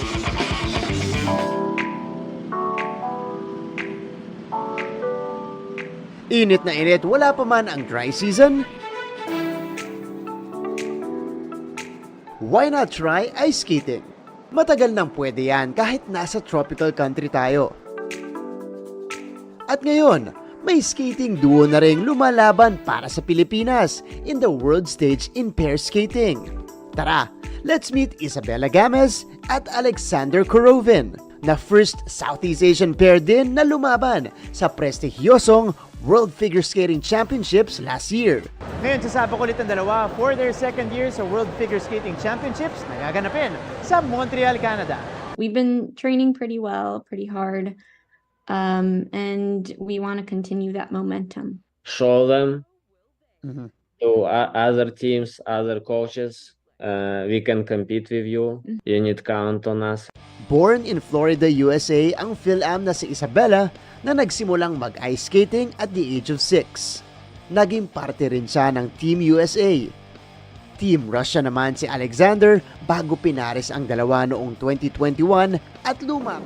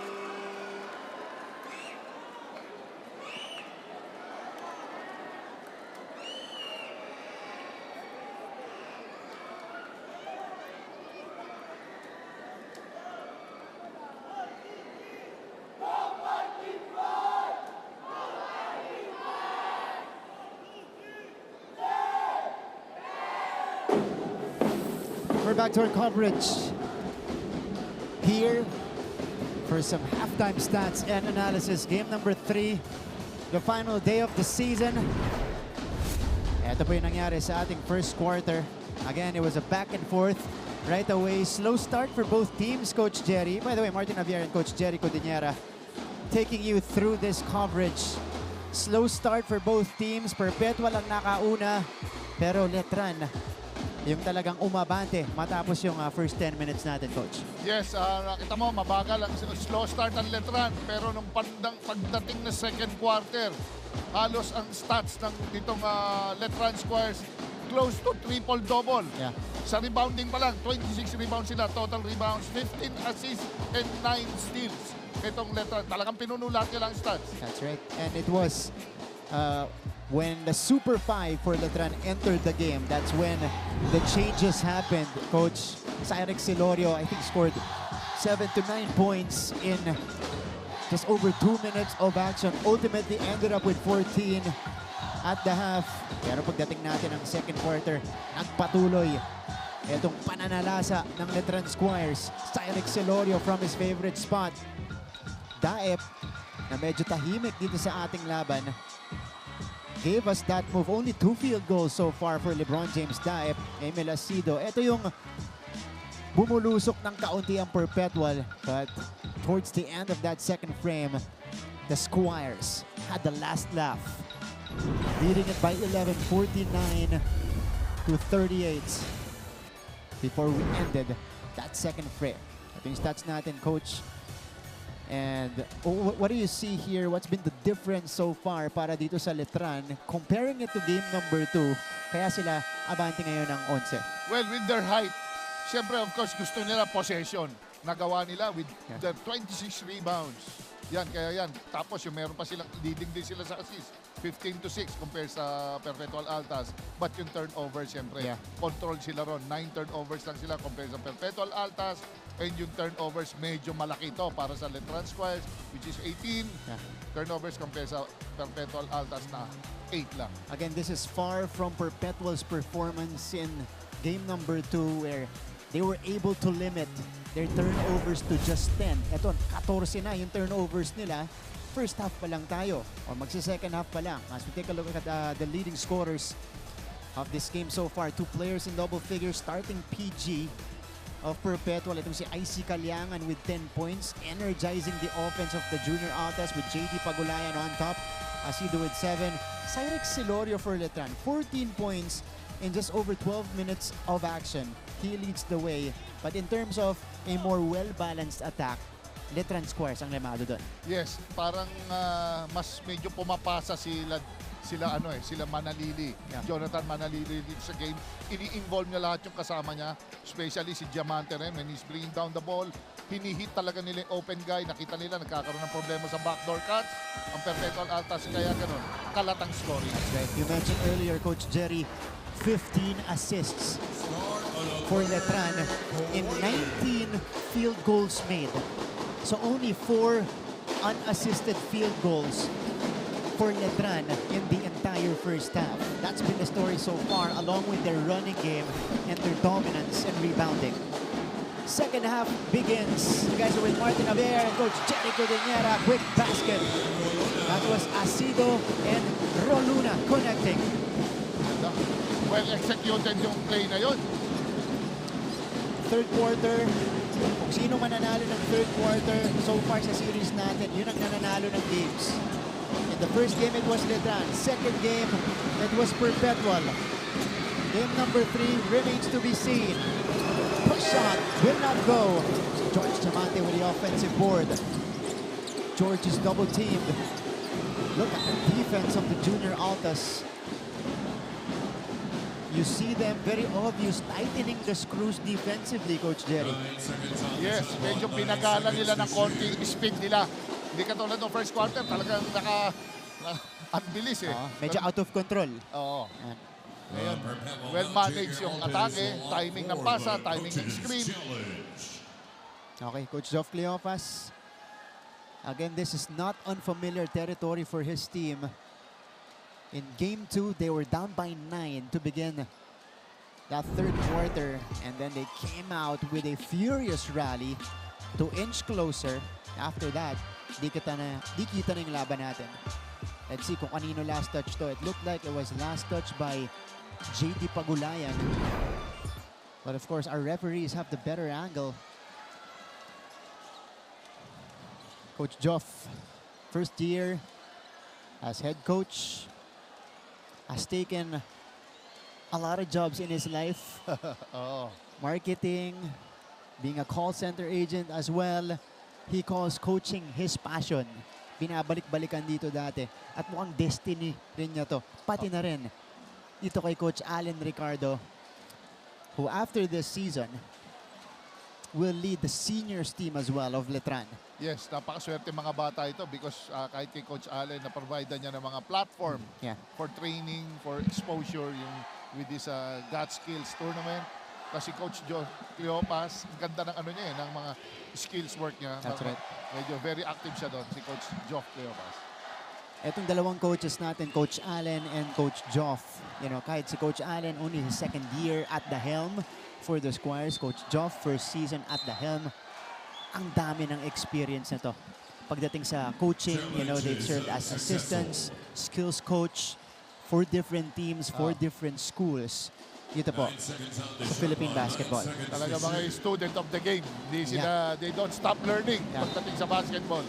Vast amount of experience. All right, it's Letran basketball. Silorio. Oh, does not get the bounce. And LeBron James Diab secures it. Perpetual opting to go with Diaz at the point guard spot. Pagulayan, a little bit too strong. Follow-up is good. Ron Luna gets the 2+1 special. Medyo nawala yung intensity ng Letran dito, Mark. Yeah. Jan Roluna was the magic bunot of Coach Joff in their semi-final matchup with Mapua. Final four matchup with Mapua. He is coming alive again. Let's hear this report from Perpetual side from the dugout mula kay Diana Igual. Diana. Coach Jerry awarding Ian Lapoy, one of the medical team who was attending to Mark Boho Cruz. He already had a previous injury on his left wrist, which was unfortunately the part that was hit during the last few minutes of the second quarter. At sa iniintang sakit na yun, yung Mark Boho Cruz, it seems like hindi na makakabalik ito for the rest of the game. As for the team, naging emotional naman ang bawat isa sa koponan, pero pinaalalahanan na lang ito ni Coach na hindi pa tapos ang laro, and if they try to step up, they might actually just turn the series around. Martin and Coach Jerry. Maraming salamat, Diana. That's a big piece. Gone now for the Junior Altas as Manila nails it from the corner. But for Perpetual, they're thinking long-term for Mark Boho Cruz. Mahaba-haba pa ang basketball career na to. Nagsisimula pa lang. So they're not gonna risk it here. Roluna, that pass was deflected. Talaga inaabangan nila yung backdoor play ng ano. Oh, George Diamante taking off. Bumuelo si George doon. Let's check out the action. Let's check out Roluna with the basket right here to open the second half. And then the follow-up by John Roluna, who has been the energizer in the second half for the Junior Altas. All right, let's head to Letran side and hear it from Gleisel Galpo. Gleisel, go ahead. Talaga namang umariba ang Letran Squires with their explosive first half performance during the first half of the game. But despite this good start, during the break, the team went over their lapses and reiterated their game plan. Still with the presence of the PBA legend Kirby Raimundo, Coach Allen Ricardo together with the other coaching staff reminded the Squires to look out for the big man of the Junior Altas. Slowly but surely, ito naman ang attacking gustong makita ni Coach Allen going into the second half of the game dahil ani niya sa execution muna tayo bago tayo tumakbo. Doon tayo sa sigurado.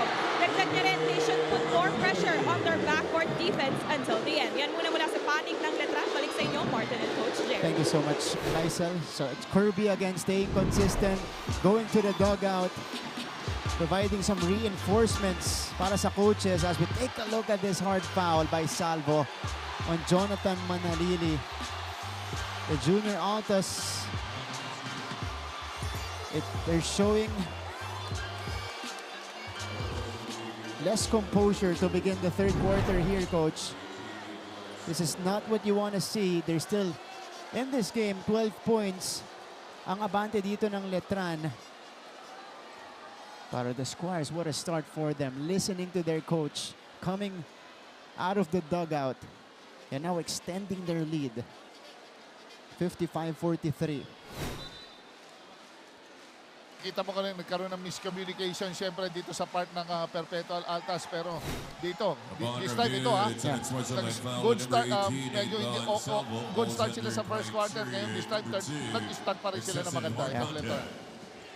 Not surprised. That was an unsportsmanlike foul on Salvo. After that hard hit on Jonathan Manalili. And Manalili at the free throw line, 4 out of 7 from the field, knocking down his first free throw today. He's got 9 points. But Manalili, 8 points, 1 rebound, 1 assist, and 5 steals. Coach Jerry. Ang galing mabakaw ng passing leg itong batang to, si Jonathan. Yeah. Dangerous pass. That was picked off by Asido. By the way, for the Junior Altas, they lost Mark Goho Cruz to injury earlier. And Taep, umupo na rin ngayon with 3 personal fouls. Oh! Quick play! Padilla with a 2+1.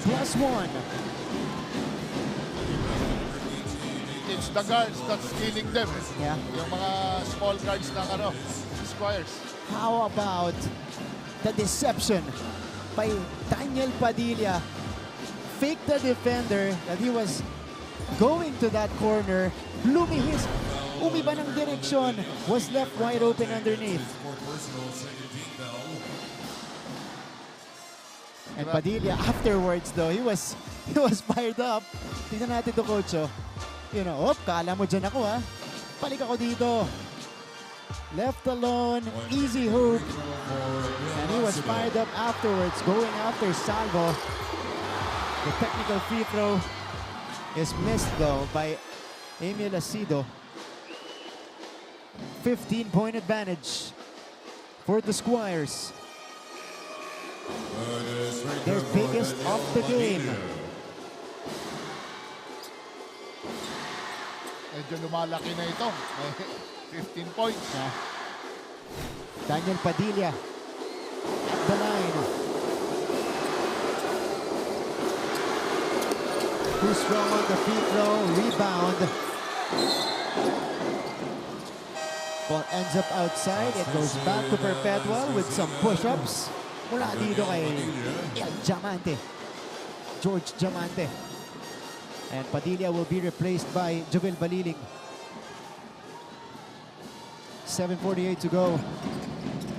The Junior Altas need to wake up.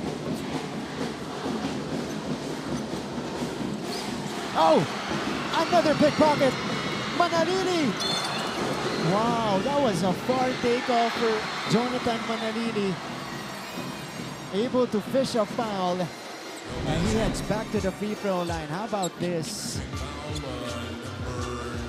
The master of steals.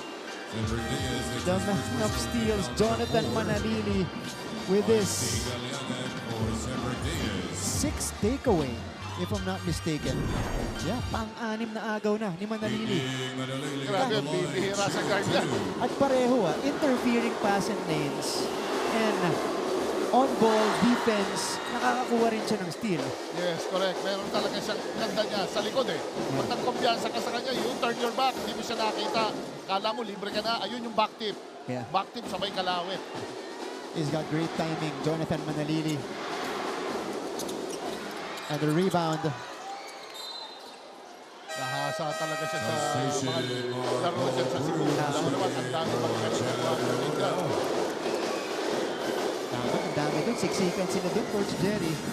And when you have that kind of competition, talagang mahahasa ka. 59-43. Asido. About to shoot for the Junior Altas. They are in a bit of a dry spell here. They go back to IC. Nope. Zingan with a one-handed board. And now it's Jonathan Manalili bringing the ball down. Oh, what a play. Two-man game. Manalili, Diamante, Manalili again. Letran re-establishes their biggest lead. Ganda ng basa niya sa ano. Kala ko kakat lang basta-basta eh. Acido straight away is good. Emil Acido rattles that one home. Putting out the fire here in the third quarter. Diamante handles. Silorio, who is the leading scorer of the Squires so far. George, one dribble in. Oh, that one bounces up. Oh, but George somehow got it back. Yes. Grabe talaga yung ano niya sa bola. Magnet niya sa bola. Dito ni Diamante. Nose for the ball. Manalili for three. Banker is up. Another offensive rebound for Letran. Padilla. Nope. Empty trip for the Squires. Oh, Goho Cruz is back in. Wow. Pagulayan. No. Icy Calyangan gets it. This is surprising. Goho Cruz is fighting it out. Sustained a wrist injury earlier and is back in the game. Calyangan misses from long distance. Okay. Now they're starting to fall in love with the three, coach. Yes. Letran can afford it. Perpetual, though, cannot afford the misses. Yes, you have to look for the highest percentage player para to cut down the lead. Lalo to palaki na ng palaki. Ito, Emil Acido with the counter here. They need more of that. Talking about Perpetual, let's go to a quick timeout.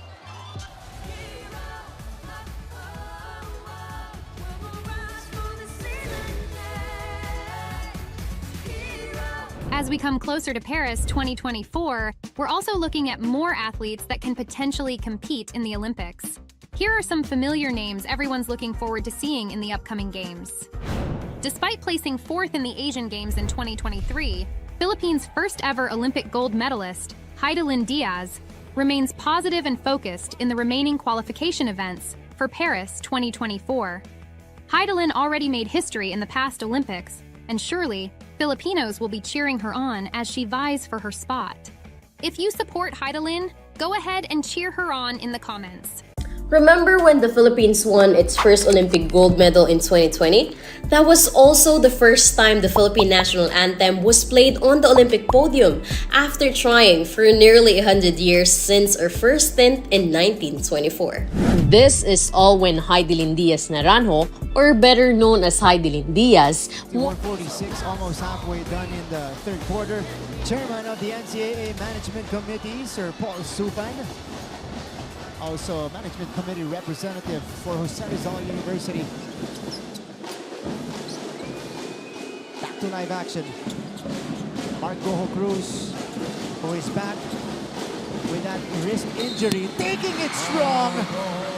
Basket and the foul for Mark Goho Cruz. Sabi niya, what injury? Coach Jerry.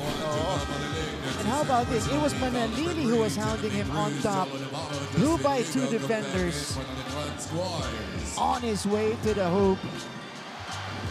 Goho Cruz coming alive right here in the third. Can this spearhead another run for Perpetual?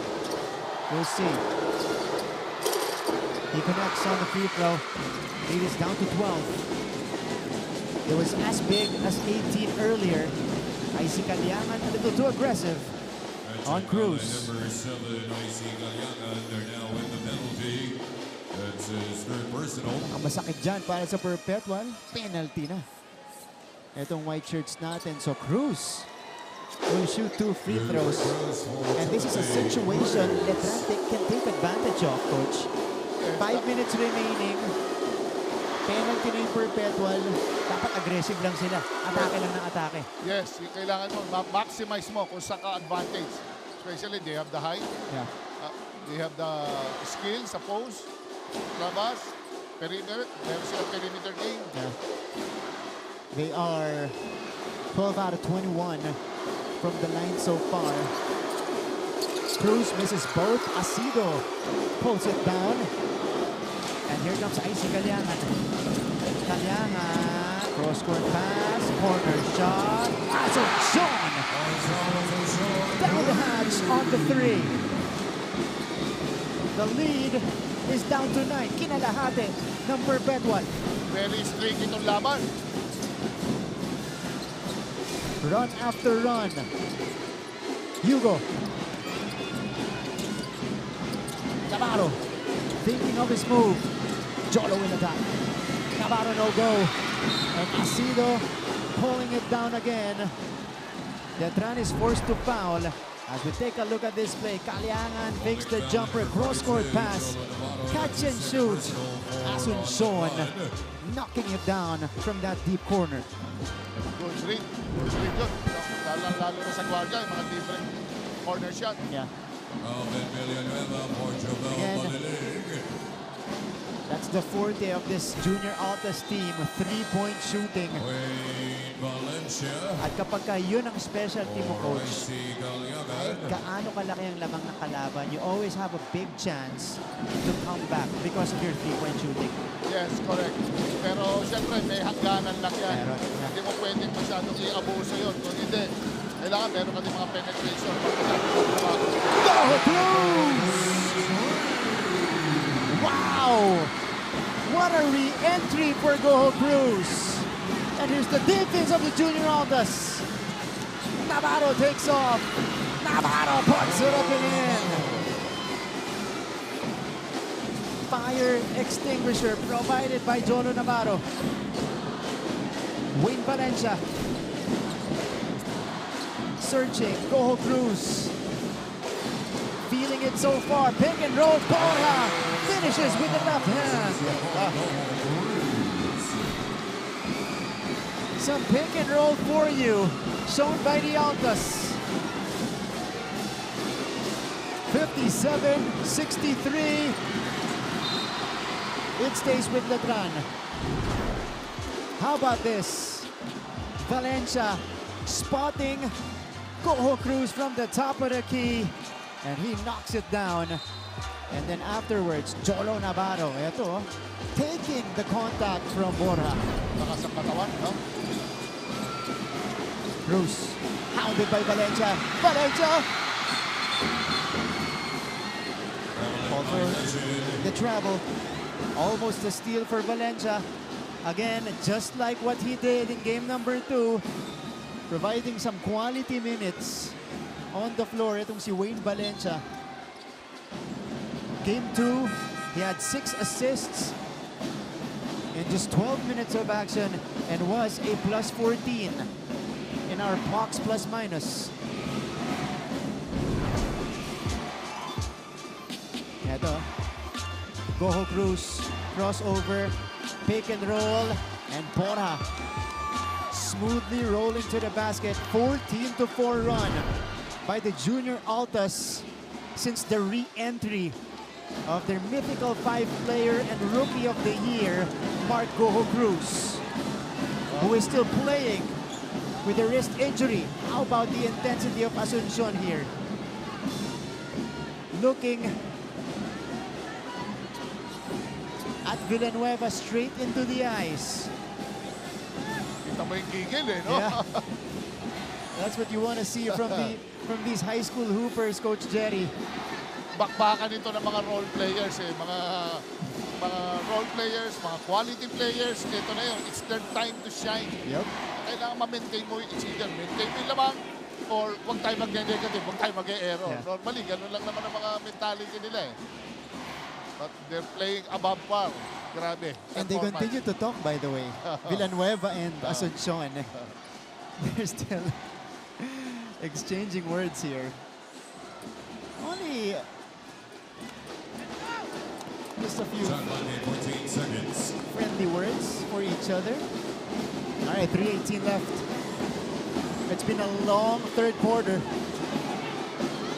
Cruz, Hugo, no. Valencia with the board. And here comes Perpetual. Again, they are on a 14-4 run. Can they sustain? Goho Cruz. Valencia for 3. Too strong. And Villanueva with the board. Navarro against Acido. Jolo Navarro will drive right. Cruz the pull-up jumper. Kept it short. Back the other way we go. Acido. Valencia, height advantage. Acido fakes, fly by 3. No. And here's Timothy Cruz. Empty trips. In this minute. Navarro. Cruz picks it up. Cruz. Ooh, dangerous pass. Nasalo ni Navarro. Hugo inside. There's a whistle. Justin Hugo will head to the line. Both teams in the penalty. How about this? Timothy Cruz threading the needle to get that ball to Navarro. And again, expect that cut, that off-ball action from the bigs of Letran. It was Hugo going down the middle on the catch. 6-point lead for the Squires.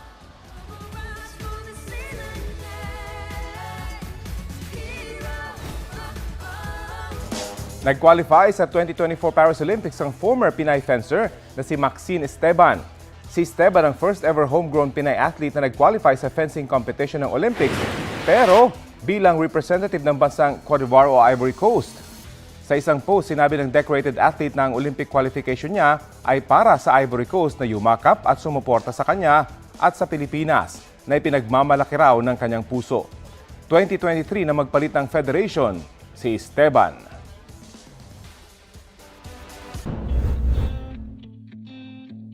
After a controversial decision to part ways with his longtime Japanese mentor Munehiro Kugimiya, gymnastics phenom Carlos Yulo secured a second trip to the Olympics after placing as the highest-ranked eligible athlete in his pet event, the floor exercise, in the 2023 World Artistics Gymnastics Championships.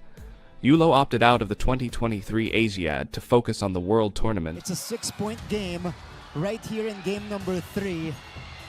Letran fans and Perpetual fans very anxious right now. Coach Jerry, kanina akala natin it was a runaway for the Squires already, leading it by as many as 18 points. Pero ito humabol ang Perpetual. Nagsimula kung pumasok ulit itong si Mark Goho Cruz. But Justin Hugo, all business today, knocking down the first. Oh, nako. Wow. Nandun lang si Rep sa likod. Yeah. Nahuli yun. It was Valencia and Cruz. Nagkagit-gitan, so immediately, because it happened right in front of the referee, immediately he called the unsportsmanlike foul. And that's exactly what they didn't need, Coach Jerry. Oo. A momentum stopper like that. Oo. And sometimes, pagka nandyan humahabol ka, sometimes it might cause distraction sa mga kasama mo. And this is where composure comes in, maturity comes in, especially at this stage of the ball game. Lalo penalty. Penalty pa. Penalty. Yeah, tsaka ang ano doon, Coach Jerry, mahabol kayo. Yes. Diba? You fell behind big. Now you're starting to chip away. Siyempre, ayaw mong mapigilan yung momentum na yon. Well, at this point naman, they're right on target. Hindi ganong kalaki ang lamang ng Squires dito. At least they still have fourth quarter, which is yun na yung killing zone. Yan, patayan na yan. Pagdating sa ano. Everything on the line. That's gonna be in 2 minutes and 8 seconds. Dr. Anthony Jose Tamayo, of course, one of the leaders, the leader of the University of Perpetual Health System, Delta, is here.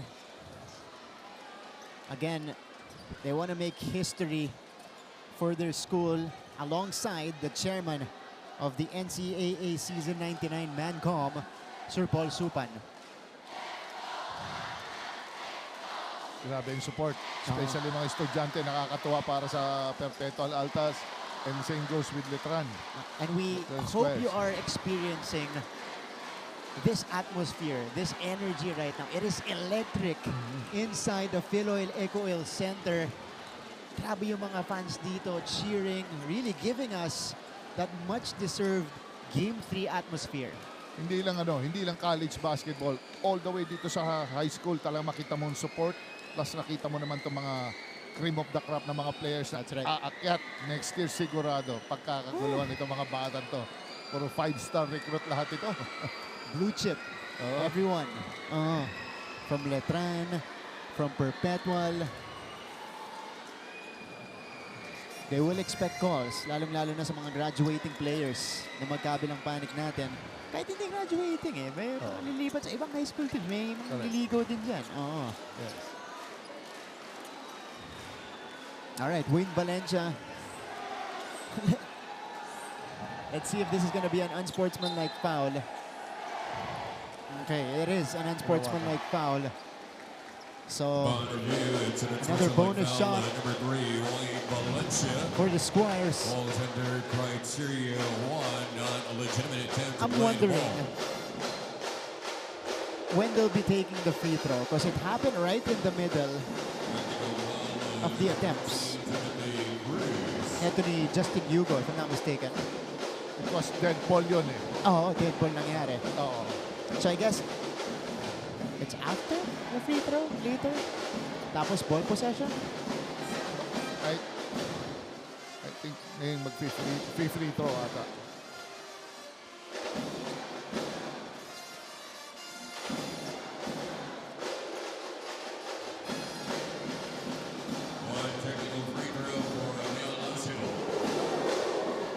Oh, okay. So unsportsmanlike. Free throw.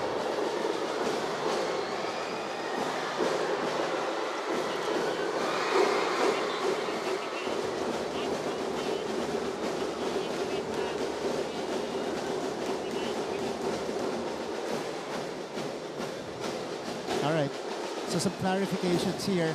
Unsportsmanlike on Wayne Valencia, and then Timothy Cruz was called for the technical foul. Ayun yung one free throw, one technical. Ito naman, yung para sa unsportsmanlike foul. Hindi, yun yung free throw. Katuluyan ng free throw ni Justin Hugo, tapos si Timothy Cruz na. Yung dalawang free throws because of the unsportsmanlike foul. Hindi talaga makapasok si Timothy Cruz mula sa linya. 0 out of 4 right now from the free throw line. Ito si Cruz. Finally, is able to get one in. 66-58. Hindi na naantay ni Coach Allen na ipasok sa fourth quarter. Sabi ni siguro, ito na, mahirap na. Super 5. Super 5. Back inside. Ang nagpapalitan dyan si Padilla at si Baliling rin Pero kasama pala si Rex Villanueva nandyan pa. Here we go. Letran has it. Free throw shooting. Letran has missed 12 free throws so far. Oh! Manalili couldn't handle the pass. It was too high. So balik ang bola dito si Junior Altas. Under 2 minutes remaining. Mabigat dito sa Letran, yung backcourt pressure nila Ito yung mahilig umistil. This is what we call, Coach, an extended third quarter. Kanina pa tayo nasa third. Valencia handles. Manalili falling down. Asido for 3. No! And Villanueva secures the rebound. Letran has a chance to extend their lead. They want to finish the quarter stronger and weather the storm. Oh! Dalawang beses na yun.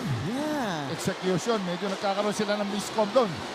It's either curl to the basket coming from a staggered screen or player to the corner. Medyo hindi nila mabasa si Manalili. uncharacteristic for Manalili and Diamante. They've connected seamlessly in this game. Valencia picking up his dribble.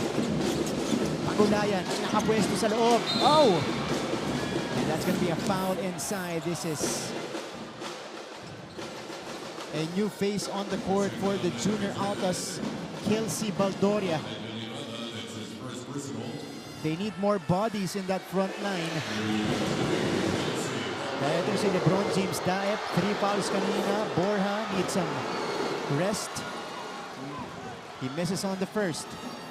Malamig pa. Itong si Kelsey Baldoria.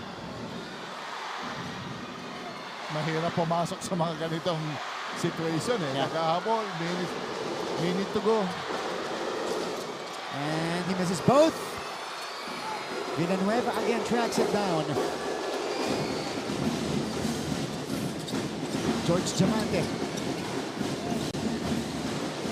Diamante searching. Gets it to Manalili. Closely guarded by Pagulayan. Manalili makes his move. Cross-court pass. Baliling. Silorio for 3. Hits the back iron that time. Ball is loose. Picked up by Asido. And here comes Perpetual. Baldoria. Valencia for 3. Masyado malakas. Oh. Half minute left in this exciting third quarter. Medyo ganda ng collapsing defense ng Perpetual Altas dito. Shot clock is down to 4. Manalili. Kaboom! A nonchalant three-pointer for Jonathan Manalili. Mamaw na. Grabe. 11-point lead for Letran. Asido attacks. No! And time expires here in the third. The Letran Squires maintain their double-digit lead, 69-58. When we return, we shall write the final chapter of this NCAA Season 99 Juniors basketball season.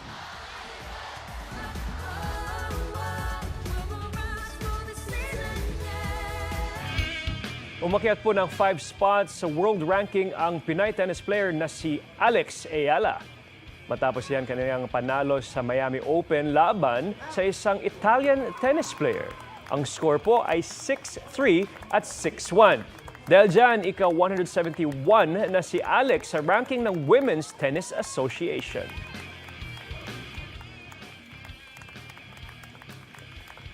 The Paris Olympics is fast approaching and several Filipino athletes have already qualified for the international competition.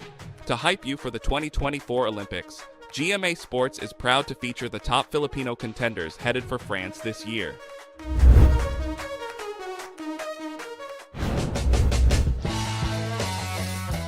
First up is Asia's best pole vaulter EJ Obiena. Currently ranked second in the world in the men's pole vault event, he booked his ticket to the Paris Games last July after meeting the entry standard of 5.82 meters in the Bauhaus Galan leg of the Field Eco Oil Center in San Juan City. Game number 3 of the Juniors Basketball Finals in the NCAA Season 99. Fourth quarter is upon us. The final chapter of this fantastic season as we take a look at the quarter scoring so far. It was back and forth in that third frame, Coach Jerry, but ultimately we ended up with a tie in terms of scoring, 20 apiece kasi nagbawian yung dalawang teams natin. Oh, parehong third quarter, inagapan nila yung mga surge ng laban. And here we go, Letran striking first here in the fourth frame. Cyrix Silorio. Now with 16 across his name, Daep is back on the court. Hasn't gotten his rhythm because of foul trouble. And as I say that, he commits the turnover.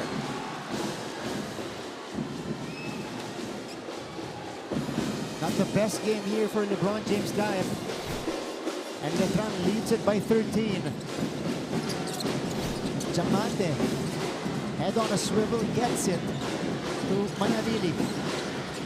Manalili, closely guarded by Pagulayan. Yeah, 6 to shoot.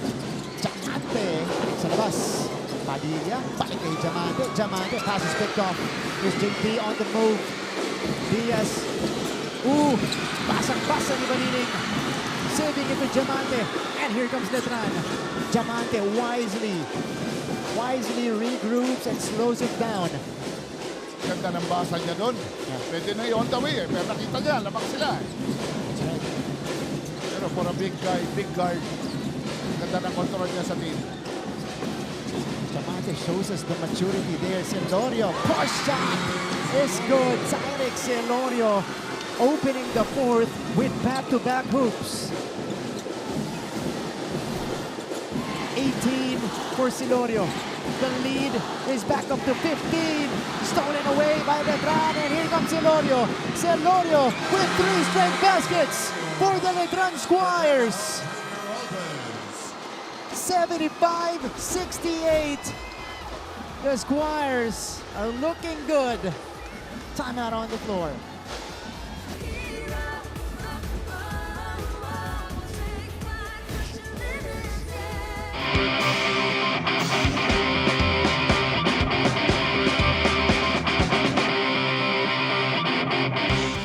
Simula na ngayong araw ang World Figure Skating Championships sa Montreal, Canada. At muling lalaban para sa karangalan ng bansa ang skating duo na sina Isabela Games at Alexander Korovin. Let's change the game at kilalanin ang pambato ng Pilipinas pagdating sa pair ice skating.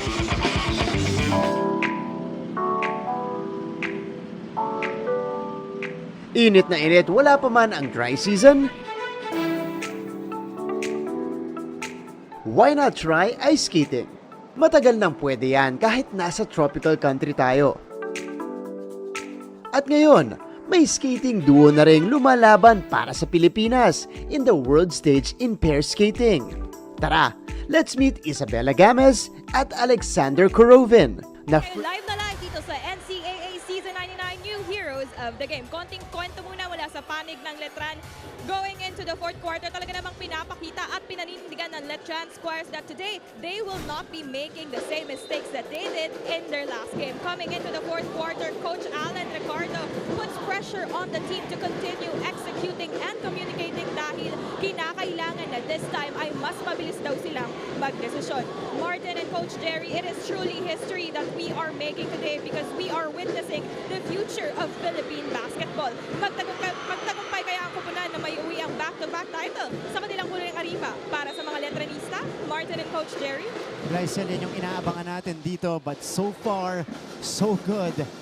Para dito sa Letran Squires, naaamoy na nila ang back-to-back championships. How about Cyrix Celorio to open the fourth quarter? Mr. Big Shot here. 3 straight baskets. This one off a takeaway. The big man is ahead of the pack. And he is rewarded that time. He's got 20 points so far in this game. Tsaka timing, no frills. Pag lumaro to, simple-simple lang, pag nakashoot na. Hindi ka mong na-hype masyado. Focus lang sa game. Yeah. Abang-abang lang eh. Galing kumabang na pasa eh. Magaling. Emil Asido provides from the free throw line para dito sa Junior Altas. Mukhang natuto na nga itong Letran Squires mula sa kanilang mga pagkakamali from game number 2. Celorio, little wild on that one. Here comes the Junior Altas. Outlet, JD with the catch. Asido the short stab, doesn't get the bounce. And Diamante secures. You know what? For Perpetual, those are the shots that you need to make. Yes. Medyo hindi sila nakaka-convert sa semi-break. Yeah. Ito naman Letran ngayon, at tindi nila ngayon sa execution, half-court execution, pulido-pulido. Ito, nakawala sa ilalim si Daniel Padilla as we head over to Perpetual side. Let's hear it from Diana Igual. Diana. In a crucial matchup like this, you just really have to give it to Junior Altas na hanggat hindi pa tapos ang laban, ipapakita nila sa iyo na hindi sila basta-basta magpapapigil na lamang sa kanilang kalaban. They are now putting it all in on the court, and the comeback of Mark Boho Cruz is just exactly the confidence boost that they needed. Martin and Coach Jerry, it is now or never for this team.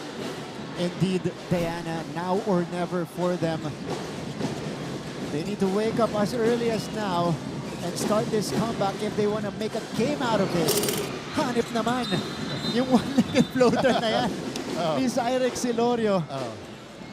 I think he's working on that shot. Kasi nakaka-convert siya dyan. Yeah. Made one in the previous game as well. In the clutch. Ito si Daniel Padilla. Nakawala sa ilalim. Handoff. Icy Kalyangan. Ito yung sinasabi ni Diana. Hindi sumusuko ang Junior Altas. They're still trying to chip away. But they need to get it done on both ends of the court if they want to come away as the champions of season 99. They're down by 15. Nakulayan. Oh! Denied by George Diamante. And here is George. Setting the play. Very potent yung flex offense nila. Yung phone booth, natawag. Silorio. Padilla! Wow! Letran is rolling, 79-62. Asuncion, couldn't put out the fire. And it has been an all Letran fourth quarter so far. How about this? Coach, what's your judgment on that? Medyo, it hit the board first. Medyo, should have counted. Yeah. Medyo close call. Padilla. Diamante with a save. Here's Kalyangan. Asuncion. Wala. And Pailing secures the board. Halfway mark of the fourth quarter. Silorio. Backdoor cut. Masyadong masikip. 8 seconds. Medyo pinupulikat na si Jonathan Manalili rito. Tumenyas na. So Timothy Cruz is back in it. Manalili cramping up. We'll head to the bench first for a quick breather. I'm assuming he will come back in maybe a couple of minutes. Kalyangan. They go to JD, who lost it. Great defense by Jovel Baliling. Grabe talaga sila sa ball, sa passing lanes. Talagang they're grabbing the passing lanes. Ay wala talagang easy pass. Yeah. One pass away, deny talaga sila solid itong Letran Squires. Silorio. Padilla connects! And he extends their lead to 19. Biggest for the Squires. Kalyangan with the answer. I see with 16. Diamante. Abuelo si George pero wala yung tira. Ball is loose. Padilla with the foul. Let's see. Wow. This is the 5th personal of Daniel Padilla.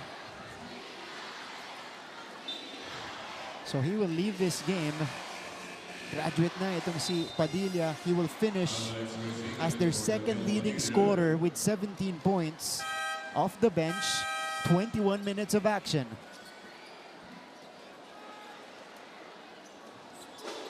Grabe yung teams. Both teams sa hustle.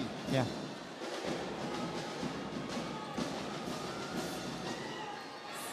So Perpetual basketball, down 16. 4 na minuto na lang, coach, ang nalalabit. Kaya pa yan. Final few minutes. I see Kalyangan. 16 points today. Goes to their MVP. How will Asido respond? Out of control while he was falling down. And here comes George Diamante. Diamante. Pounded by Asido. George losing it momentarily, but it stays with Letran. 9 to work with.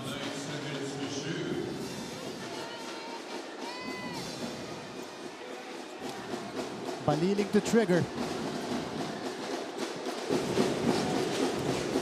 Cruz, crossover. Baliling for 3. Masyado malakas. And here comes Goho Cruz. Kinukulit ni Timothy Cruz. Goho Cruz takes it all the way. He gets the whistle. 2 shots coming up. One basket at a time lang. Yeah. You'll never know. Baka malay mo. Sometimes marami tayong makukuha kang good things. That's right. By not waiting. Jonathan Manalili with 15 points today. A solid bounce back performance for Manalili.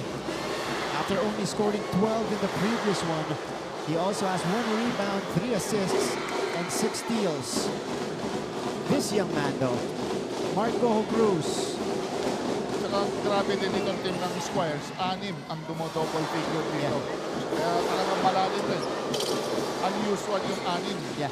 Umi-score lahat. That's right, diba? Para sa Squires, ano? And this is George Diamante, 1 out of 2 for Marco Cruz. It is 15 with 3 minutes remaining.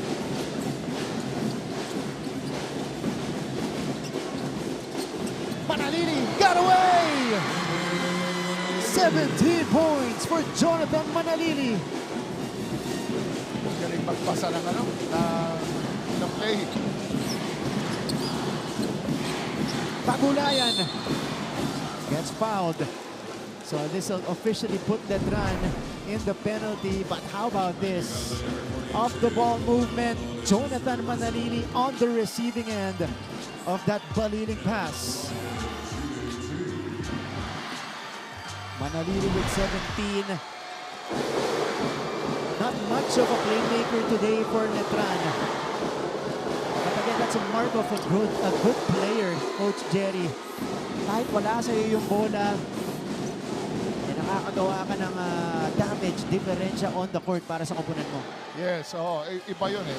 May mga players na katulad ni Manalili na ang galing niya to move without the ball. Yeah. Kahit wala sa kanyang bola. Napakita niya rin, pwede siya sa isolation. Pero kahit wala sa kanyang bola, he can make things happen. Yeah. 2 for 2 for Pagulayan. For Perpetual, this is gonna be an uphill battle. Letran just needs to maintain. Navarro. Baliling. Kasingan. Off to the right. Pagulayan with the board. And here comes Icy Kalyangan. Kalyangan, no look pass. Underneath, left alone is Samuel Asido. Quick hoop is exactly what Perpetual needed. Navarro. Double team from behind as we go deep in the queue. The final 2 minutes of NCAA Season 99 Juniors Basketball. George Diamante, 8 points but 11 rebounds today and 7 assists with 1 rejection. Draymond Green-like numbers for George Diamante. Manalili, the drop-off was interfered. It'll go back to Perpetual. So the Junior Altas are showing us some sense of urgency here. Yes, kaya pa nila. Makita mo with Kalangan and Daep, Asido, Pagulayan, pwede pa. Hindi pa malayo yan. Yeah.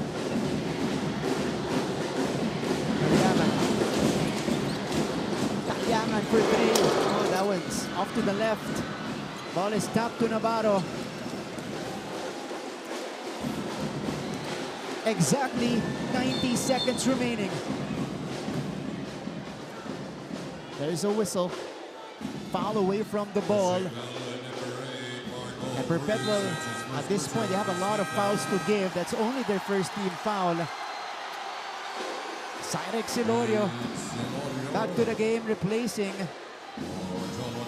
Jolo Navarro. Kala ni Baliling siya. Pero hindi, balik ka sa court. Navarro ang papalitan dito. Medyo small ball na sila ngayon. Yeah. Oo, nag-3 guards. Sabagay, Yung ibang guard nila, malaki pa rin yung isang guard si Malaki Jawan. pa rin, yeah. Apat na guard na yan. How about the Squires? Ended second in the elimination round. Defeated one of the teams that got them a loss in the eliminations, the Perpetual Junior Altas in game number 1. And now, they are about to secure their second straight championship.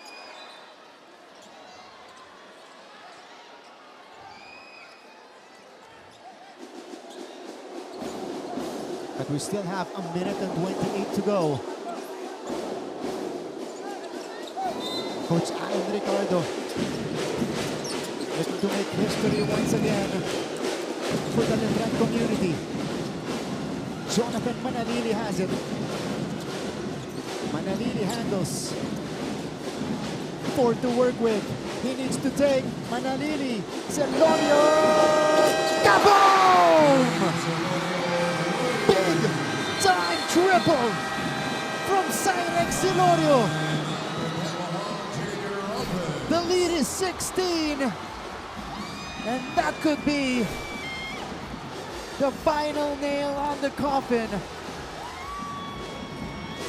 to put this game to bed.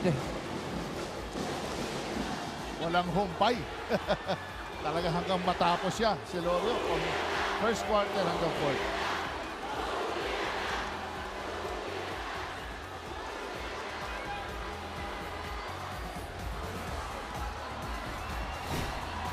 As we come closer to Paris 2024, we're also looking at more athletes that can potentially compete in the Olympics. Here are some familiar names everyone's looking forward to seeing in the upcoming games. Despite placing 4th in the Asian Games in 2023, Philippines' first ever Olympic gold medalist, Heidelin Diaz, remains positive and focused in the remaining qualification events for Paris 2024. Heidelin already made history in the past Olympics, and surely, Filipinos will be cheering her on as she vies for her spot. If you support Heidelin, go ahead and cheer her on in the comments. Remember when the Philippines won its first Olympic gold medal in 2020? That was also the first time the... Once again, on the verge of another championship for the Squires. How about this last play ran? Exactly the execution he wanted. Manalili to Celorio, straight away 3. Down the hatch. To the delight of the Letran faithful, Jonathan Manalili with a kiss to the crowd. Cyrex Celorio, 23 points coming off the bench. Nakabawi mula dun sa kanyang mintis na 2 free throw nung game number 2. And a quick basket, a quick 2 for Pagulayan right there off the timeout. 62 seconds left. Another timeout here. We'll be back after this. All right, let's stay on. Coach, 1 minute and 2 seconds remaining. Well executed right here by Perpetual. JD taking it strong with almost no resistance from the Squires. But that's something the Squires could afford. Anything but the 3, I'm assuming, para dito sa Letran Squires, yung i-allow nila sa Perpetual. Oo, ano talaga yan. They'll tighten up, of course, yung pick-up nila, point of pick-up nila sa Perpetual Altas, higpitan nila yung depensa sa ibabaw. Pero siyempre, bibigyan na nila yung inside game ng Perpetual Altas. At least nandun, may mga shot blockers pa sila, athletic ang mga player nila. So nandun pa rin intimidation factor. They can afford that. Yeah. And Letran, again, on the verge of winning their second straight title in NCAA Juniors basketball. They won it last year after a long hiatus. Not exactly a hiatus, but long absence from the finals ng juniors and ng Final Four din.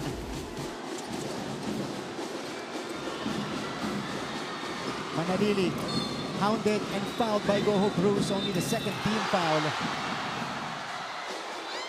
on the Junior Altas. Number 8, Marco Cruz. It's his second personal, second team foul.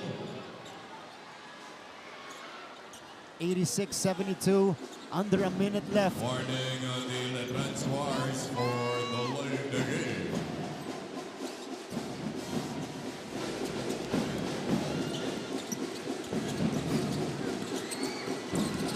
Diamante, drop off, Silorio with some finishing touches here.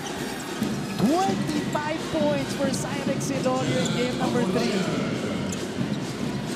What a performance. And here comes Manalili. Letran just needs to waste away the time. Coach Diamante gets fouled on the 13th foul. Night. Game 3, Letran version. Happening right now in the crowd. Ayan na. Talagang ganda rin ang pagkakapahinga ng mga core, ang mga starters ni Coach Allen. Tsaka ganda ng pagkakagamit ng bench. Yeah. Double technical right here between IC Kalyangan and Lex Gazingan. Double technical foul on number 7, IC Kalyangan. Oh, they continue to exchange words. Oh, they're not yet done. Wow, Kalyangan.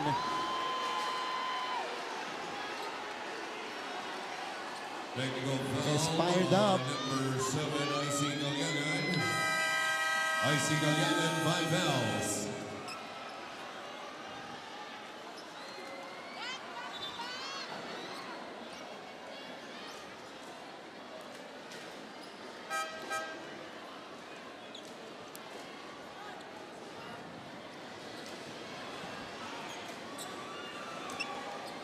Ito na, nilabas na si IC Kalyangan.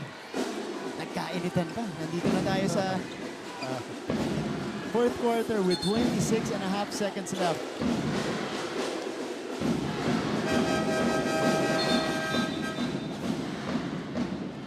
O, Gazingan.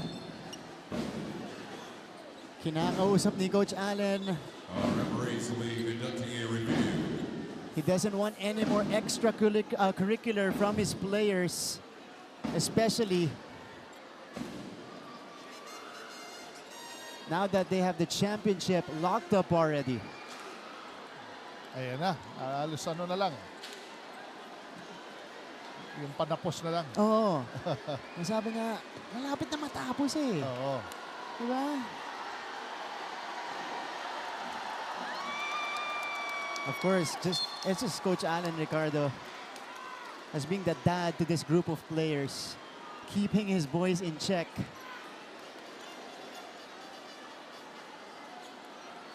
Sige, ito na, 88-74. 14 points. Yeah. Oo. 14-point lead. Pero sa side ng Perpetual Altas, nag-overachieve na sila going to the finals versus Letran Squires. Tsaka makita mo yung program talaga nila. Nag-improve. Hindi biro mag-recruit. That's right. For the Junior Altas, graduating are Asido, Panelo, Goho, Cruz, Fernandez, Ayon, and Valencia. Again, not a bad way. Actually, a very good way to end your high school basketball career with the finals appearance, the very first in school history for Perpetual. And you'll be remembered the rest of the way if you're part of that team.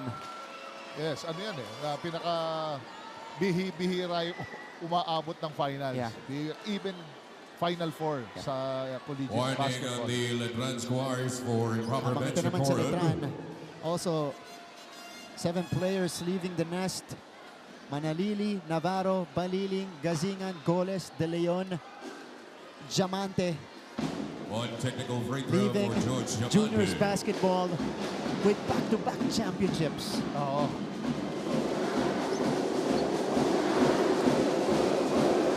George Diamante. Marcelo Sancho for He's done it all. From Davao del Sur. For the Squires, that's right.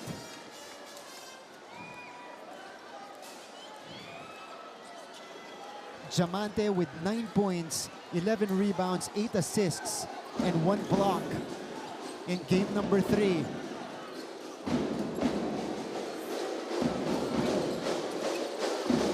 Final seconds.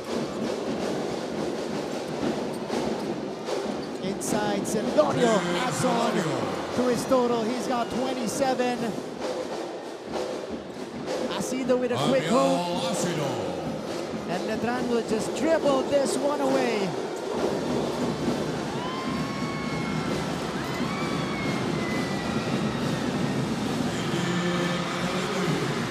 And there you have it. Back to back. The Letran Squires are champions once again in NCAA Juniors Basketball. 2 straight championships. Job is finished for the Squires.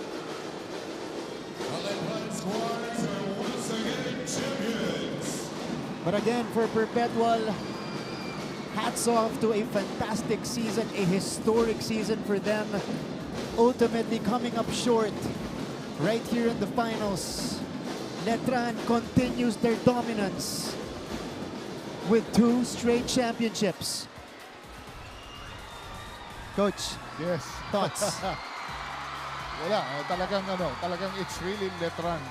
From the start hanggang sa dulo, talagang na-maintain nila talaga yung level of intensity, in defense, yung firepower ng kompensa nandun. Nakita mo naman yung triple-double nila sa lahat ng departments, from assists, rebounds, points, nandun lahat.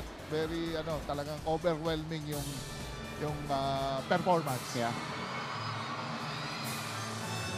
The Squires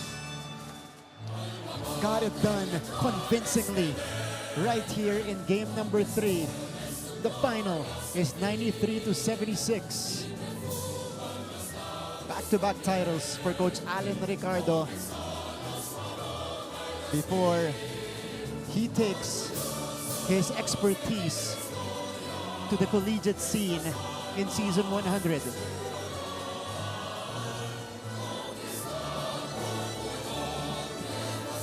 Lots of key players today for Letran, led by Cyrix Celorio with 27 points, 5 rebounds, 6 assists. Coach, our father Vic Calvo,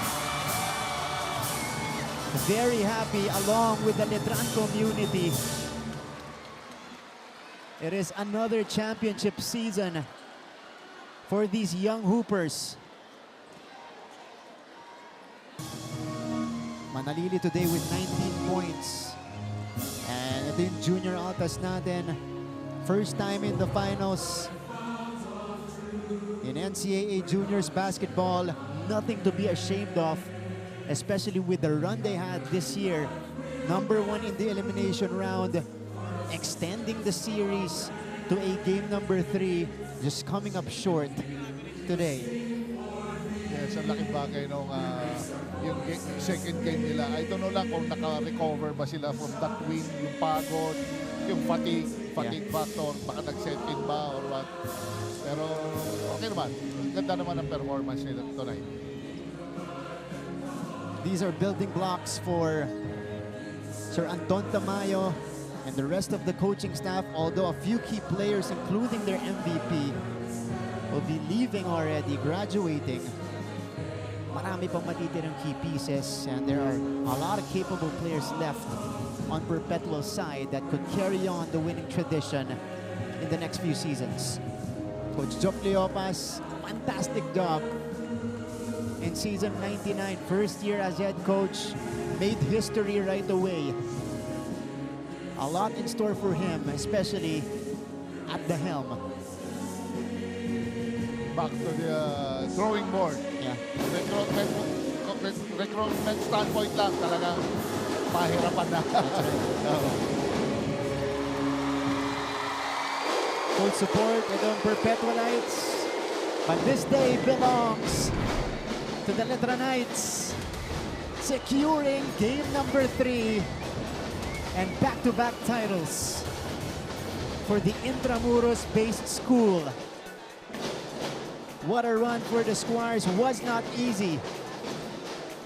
Early on, right before the juniors tournament, everybody expected them to dominate. It wasn't the case, at least in the elimination round. They lost twice. Lost game number 2 as well. But they overcame adversity. Coach Jerry, yes, they responded here in game number 3. Oo, yes. Ang ganda naman talaga ng talagang preparasyon. Makita mo, warm-up pa lang. From the warm-up, from the way yung substitution pattern ni Coach Allen, ang ganda. Yeah. Makita mo, sabi ko nga, bakit hindi pa lumalabas yung mga ganador niya. Ayun, timing lang. Last 2 minutes ng second ba yun? Or third, lumabas na. Ayun, naka-score pa sila doon. What a run for Coach Allen Ricardo. Yet another championship in the bag. 93-76 is the final. We'll be back after this. Pagbalik po natin, awarding ceremony tayo.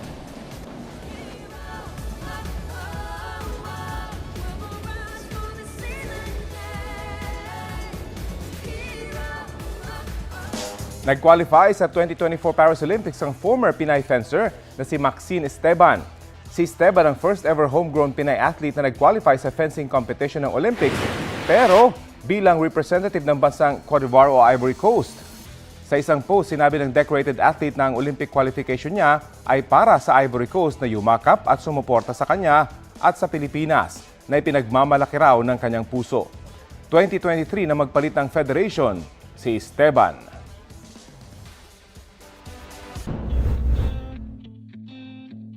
After a controversial decision to part ways with his longtime Japanese mentor Munehiro Kugimiya, gymnastics phenom Carlos Yulo secured a second trip to the Olympics after placing as the highest-ranked eligible athlete in his pet event, the floor exercise, in the 2023 World Artistics Gymnastics Championships. Yulo opted out of the 2023 Asiad to focus on the World. And we're back here at the Phil Oil Egg Oil Center in San Juan City at the conclusion of game number 3. Before we say goodbye, silipin muna natin yung final numbers natin dito, Coach Jerry.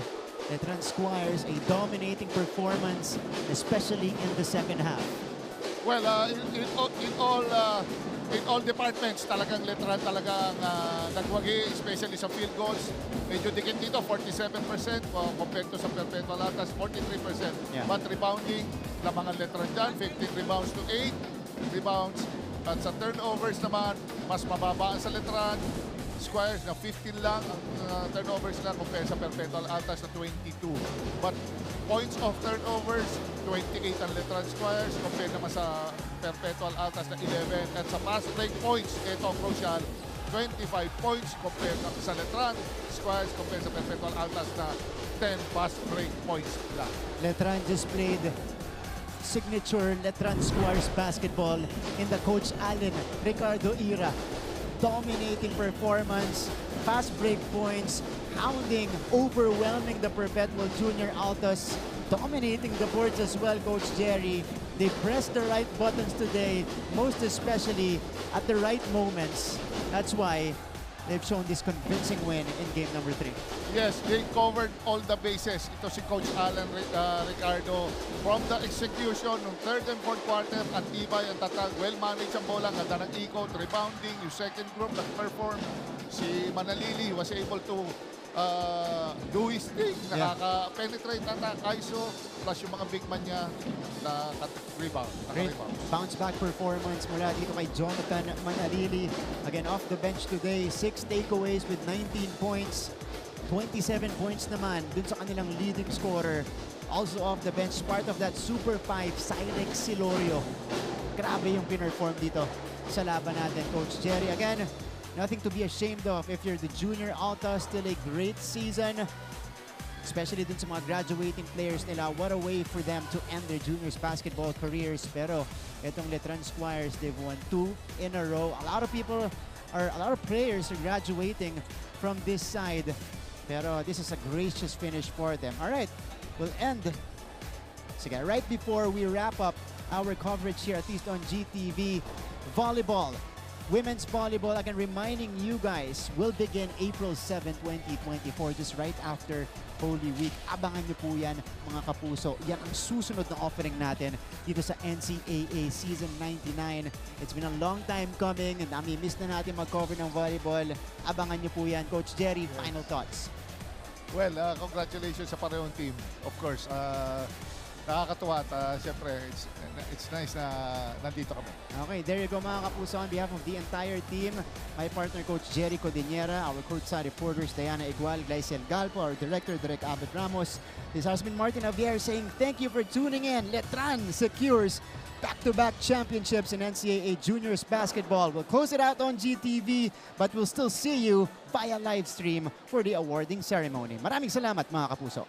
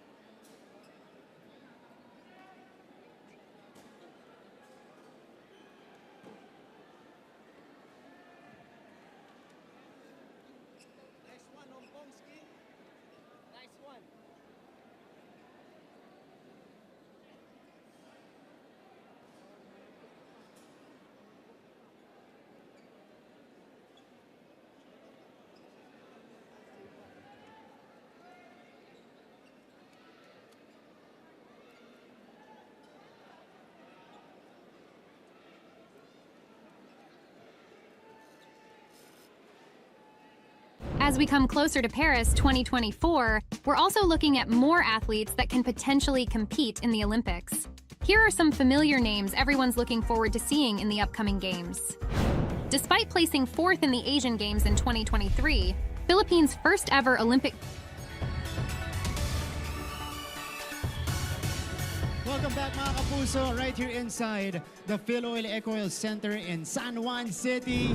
Right after that intense game number 3 as expected that we just had here, kung saan po nagkampiyon muli ang Letran Squires dito sa NCAA Season 99 Juniors Basketball.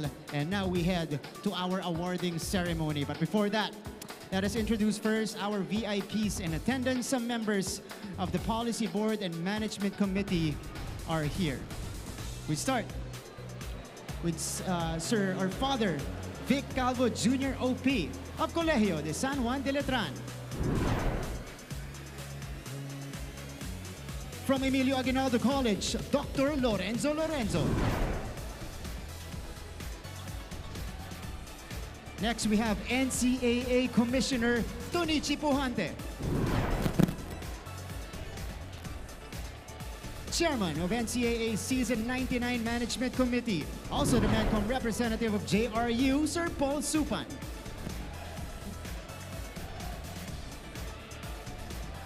Policy Board member, also from Colegio de San Juan de Letran, Father Raymond Jose OP.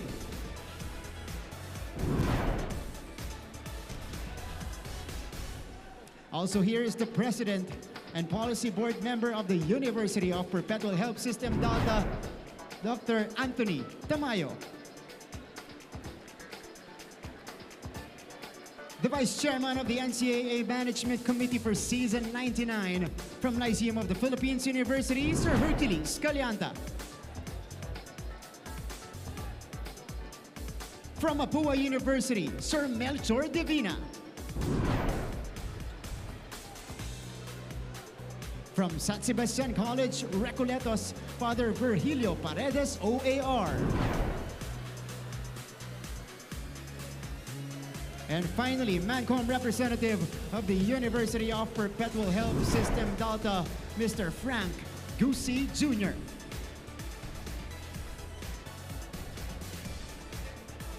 All right, let's head to our awarding. Thank you so much to everybody who joined here inside the Philoil Eco Oil Center, and for our management committee and policy board representatives who are in attendance. All right, now we'd like to call on Sir Paul Supan, Dr. Anthony Tamayo, Father Raymond Jose OP, Father Vic Calvo, Sir Frank Gusi Jr. to give out our awards.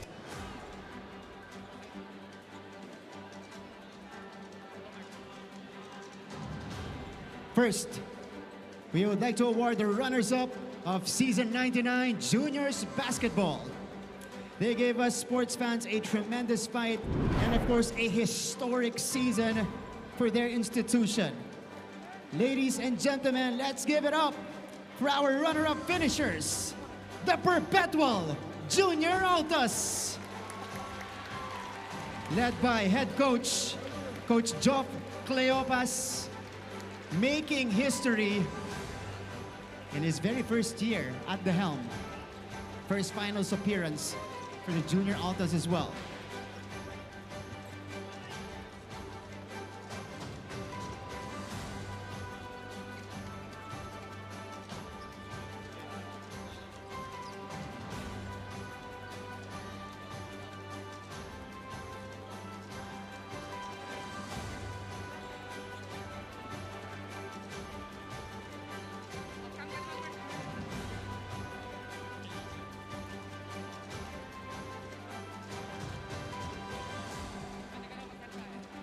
Perpetual Junior Altas ending the elimination round 8-1, and they were able to stretch this one out to a game number 3, battled until the end. Future is bright for this team, and you can tell they're just getting started here in the NCAA Juniors basketball scene.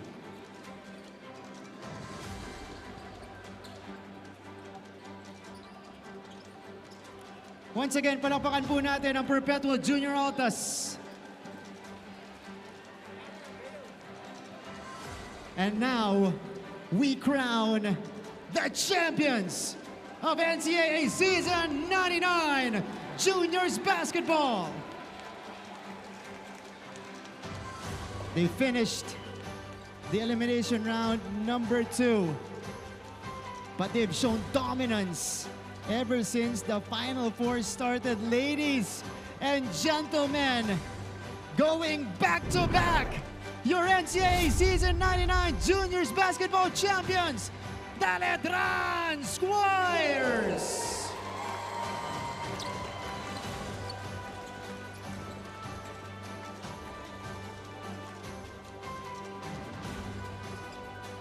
What a season for the Squires.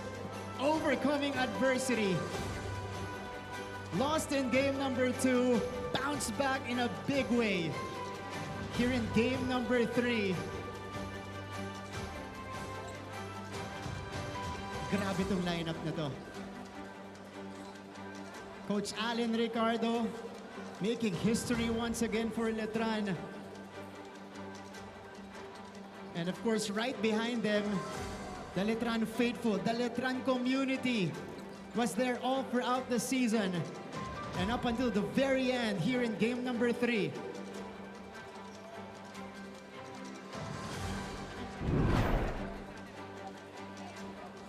Once again, your NCAA Season 99 Juniors Basketball champion, the Letran Squires!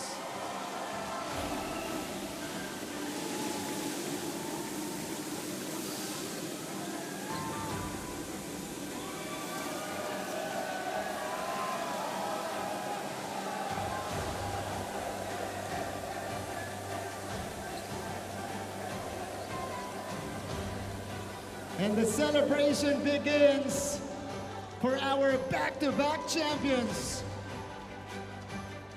What a year for them, and for some of them, They're graduating again as champs.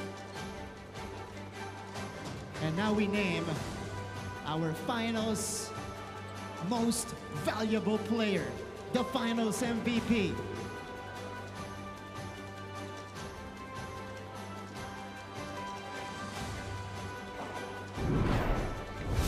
The finals MVP with averages of 22 points per game, 5 rebounds per game, and 7 assists per game. The finals MVP is Jonathan Moses Manalili!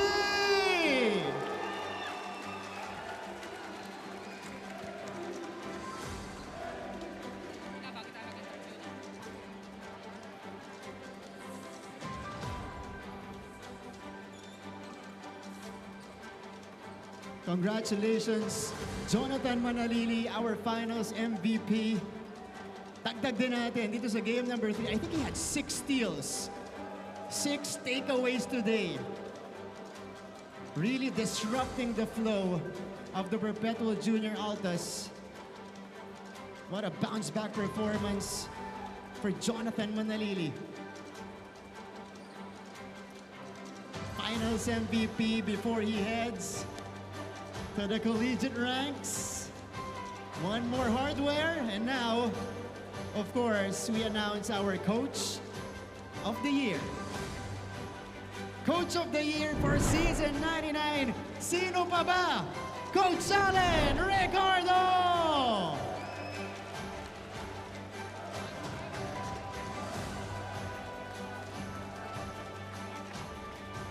Coach Allen brilliantly steering this team to another championship. He has come a long way in his coaching career. And just like what I said earlier, you can tell he's just getting started. Ready to dominate the basketball scene. Congratulations to our Coach of the Year, Coach Allen Ricardo of the Letran Squires.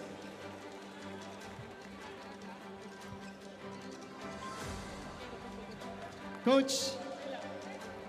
Okay. So, sir, congratulations. Coach, dito ka muna sa gitna. We need a few words from you, especially after that hard battle today. Game number 3. Anything goes, 50-50 lahat nung panimula ng laban natin. But your boys you showed that you were prepared and you were ready for anything. You've dominated, especially in the second half of this game. First up, your thoughts on securing back-to-back championships for Letran? Well, una-una, maraming salamat sa Letran community. Maraming salamat sa pagsuporta. Arriba Letran! Kaila Boss Frank and Boss Jacob, maraming salamat. SGA family na walang sawang sumusuporta sa team namin. Yung mga alumni, maraming salamat. The old men from Letran, maraming salamat po. Well, this is so sweet to us kasi maraming nag-exit sa amin. So, wala nag-expect na papasok kami sa Final Four, going to the championship. So, talaga sabi ko lang doon sa mga bata na, trabahuhin lang natin para wala tayong regrets after. Coach, dun sa post-game interview, pagkatapos ng game number 2, nakita natin dun sa demeanor mo, the way you handled the interview, parang talagang, alam mong tiwala ka dun sa mga bata mo. You were still very confident even after a loss. What happened in the past few days? Ano yung mga sinabi mo? How did you motivate your boys going into the biggest game of their careers? Well, number one, hats off to Perpetual. Talagang wala kami dito kung hindi dahil sa kanila. So they gave us great competition. So we really do appreciate it. So ayun, kumbaga talagang mindset lang namin is to execute our offensive scheme and priority namin dumipensa kasi talagang ngayon tingin namin they are the #1 team sa NCAA. Okay, Coach, let's do one question, in-game question Kasi kanina lumalaban yung Perpetual. You know, there were instances in the game na talagang pumapalag sila, nakakabalik dun sa laban. How are you guys able to fend off any comeback netong Perpetual kanina? Sabi ko lang sa mga bata, walang susuko. Okay, walang bibitaw. Basta we take it possession per possession. So, ayun. We had that lead and then naalagaan lang namin. Okay, Coach, ito na final message for the entire Letran community. Pasalamatan mo na lahat ng pwede mong pasalamatan na nagbigay sa inyo, nakatulong sa inyo para makakuha ng back-to-back championships. Again, maraming salamat sa Letran community, sa mga alumni. And then, again, maraming salamat Boss Frank and Boss Jacob, SJA family. Sa mga classmates ko before, maraming salamat sa pagsuporta. Batch 2001, maraming salamat. JP Beltrano, maraming salamat sa pag-assist sa mga bata. Sa mga coaches ko, maraming salamat sa haba ng pasensya nyo sa akin at sa mga players. Maraming salamat at sa mga players. Sa daming laban na pinagdaanan natin, sa daming challenges, hindi kayo bubitaw sa akin. And kay Lord, maraming salamat. And sa wife ko, sa family ko, I love you all. Maraming salamat. Ladies Arriba Letran! Yan! Your Coach of the Year, Coach Allen Ricardo of Letran. Coach, we cannot wait sa mga susunod mo pang gagawin sa inyong coaching career and especially your basketball career as well. Coach, congratulations. Thank you, Martin. Thank you. Coach Allen Ricardo. Ngayon naman, pumunta tayo sa ating finals MVP. Jonathan, kumpletuhin ko yung pangalan. Jonathan Moses Manalili. You hear the chants. Jonathan, okay. Balikan mo muna. Di ko alam kung sanay ka na mag-champion. Pero siyempre, iba pag nag-champion sa NCAA. I wanna know what's going on in your head right now. Mga feelings mo, thoughts mo. Kasi at such a young age, na-achieve mo gantong success sa iyong basketball career. Unang-una is masaya po ako kasi yun nga, ngayon ko lang naramdaman tong back-to-back, lalo na back-to-back and gagraduate pa ako. And syempre, excited ako and may kabaonte para sa next level. Speaking of next level, balikan natin yan mamaya, Jonathan. Pero game number 2, you had a tough game. You were in foul trouble nung game number 2. Medyo napigilan ka ng konti. Napigilan na yun 12 points pa rin. Game number 3, you bounce back big time. Grabe yung depensa mo. At hindi ka humihingi ng bola dito. Diba? You were just going off the ball. Ang ganda ng movement mo. Letting the game come to you. Unahin ko muna. What was your... Sige, sabihin na natin mindset. How was your preparation mentally going into game number 3? Una-una, thankful ako sa coaches dahil di ako pinabayaan nila. Yun nga, sa game 2, parang nila-lockdown nila ako. Di ako pinapatanggap ng bola. Ayun, sa ensayo po, ginawa namin ng paraan kung paano ako makagalaw. Masali pa rin ako sa movement nila. Ayun, sinunod ko lang naman kasi para sa akin din yun. Jonathan, syempre, iba yung vision mo dito sa court. Tinanong ko to kanina kay Coach Allen, may mga instances na nakakabalik yung Perpetual, lumalaban sila because they're a very good team. Paano kayo nakakabalik doon? Pakiramdam ko, pag nagra-run sila, nasa iyo lagi ang sagot. Pag pumapasok kayo, paano nyo dinisrupt yung flow ng Perpetual today? Siyempre, siguro yung effort namin, di talaga mawawala. Kailangan namin yun. Palagi ko lang sinasabihan nila na yun, last game na natin, wala nang matira. Buhos na natin lahat. Yun, andyan naman yung Panginoon. Siya na bahala kung anong outcome sa laro. Napaka-humble, nagbunga po lahat ng hard work ninyo ngayong araw na to. Bago kita pabatiin sa lahat ng mga minamahal mo sa buhay, Jonathan, nabanggit mo na kanina yung next level. Ano ba yung next chapter para kay Jonathan Manalili? Ewan ko, paano ko sabihin? Okay. O, sige. Abangan nyo na lang siguro. Oh, yan.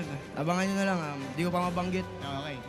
Marami mag-aabang yan sa susunod na galaw mo sa iyong basketball career. Your opportunity now to greet everybody nang nanood sa inyo, sumuporta sa inyo dito sa back-to-back championships ng Letran. Unang-una, sa Letran community na palaging sumusuporta sa amin. Lalo na yung times na natalo kami, di kami nila pinabayaan. Minomotivate nila kami. Team, coaches, and sa alumni na pinapakain kami palagi, inaalagaan kami, and sa family ko na lumuluwas talaga para panuorin ako, and syempre kay God, di namin makukuha to hindi dahil sa kanya and sa girlfriend ko. Yun, syempre, yun yung huli. Your finals MVP, Jonathan Manalili. Congratulations. Enjoy the championship. What a run for this guy. What a second season. And what a way to close out his high school basketball career. But before we close out our coverage here and Season 99 Juniors Basketball, let's invite the crew. Of course, we have our courtside reporters, Glycel Galpo, Diana Igual. Of course, game number 1, game number 2, anchor Mr. Anton Rojas. Sige, isa-isa natin. Want some messages from them? Sige, Glycel, ikaw muna. Thoughts? I guess today was just a very intense game. Gaya nga nang nasabi mo kanina, Martin, I felt the electrifying energy of the people, of the players, and it's just such an honor to be reporting today. And you did well, Diana.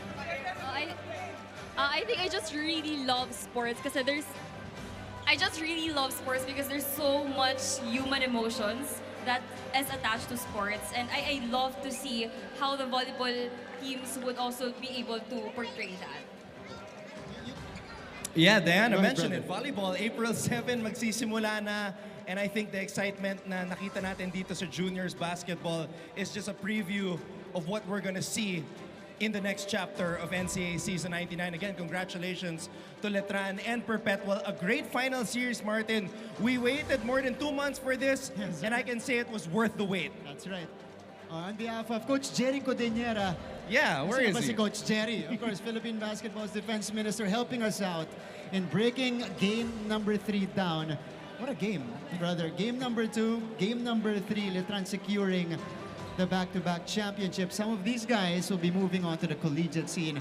Abangan nyo po yung magiging desisyon nila. Pero mga kapuso, sabi na ni Anton, we'll be back on April 7. That's the opening day of the NCAA Season 99 Women's Volleyball Tournament. We'll see you then on behalf of the entire team. This has been Martin Javier saying thank you for tuning in. Ito po ang inyong NCAA Season 99 Juniors Basketball on NCAA Philippines, GMA Sports PH, and on GTV.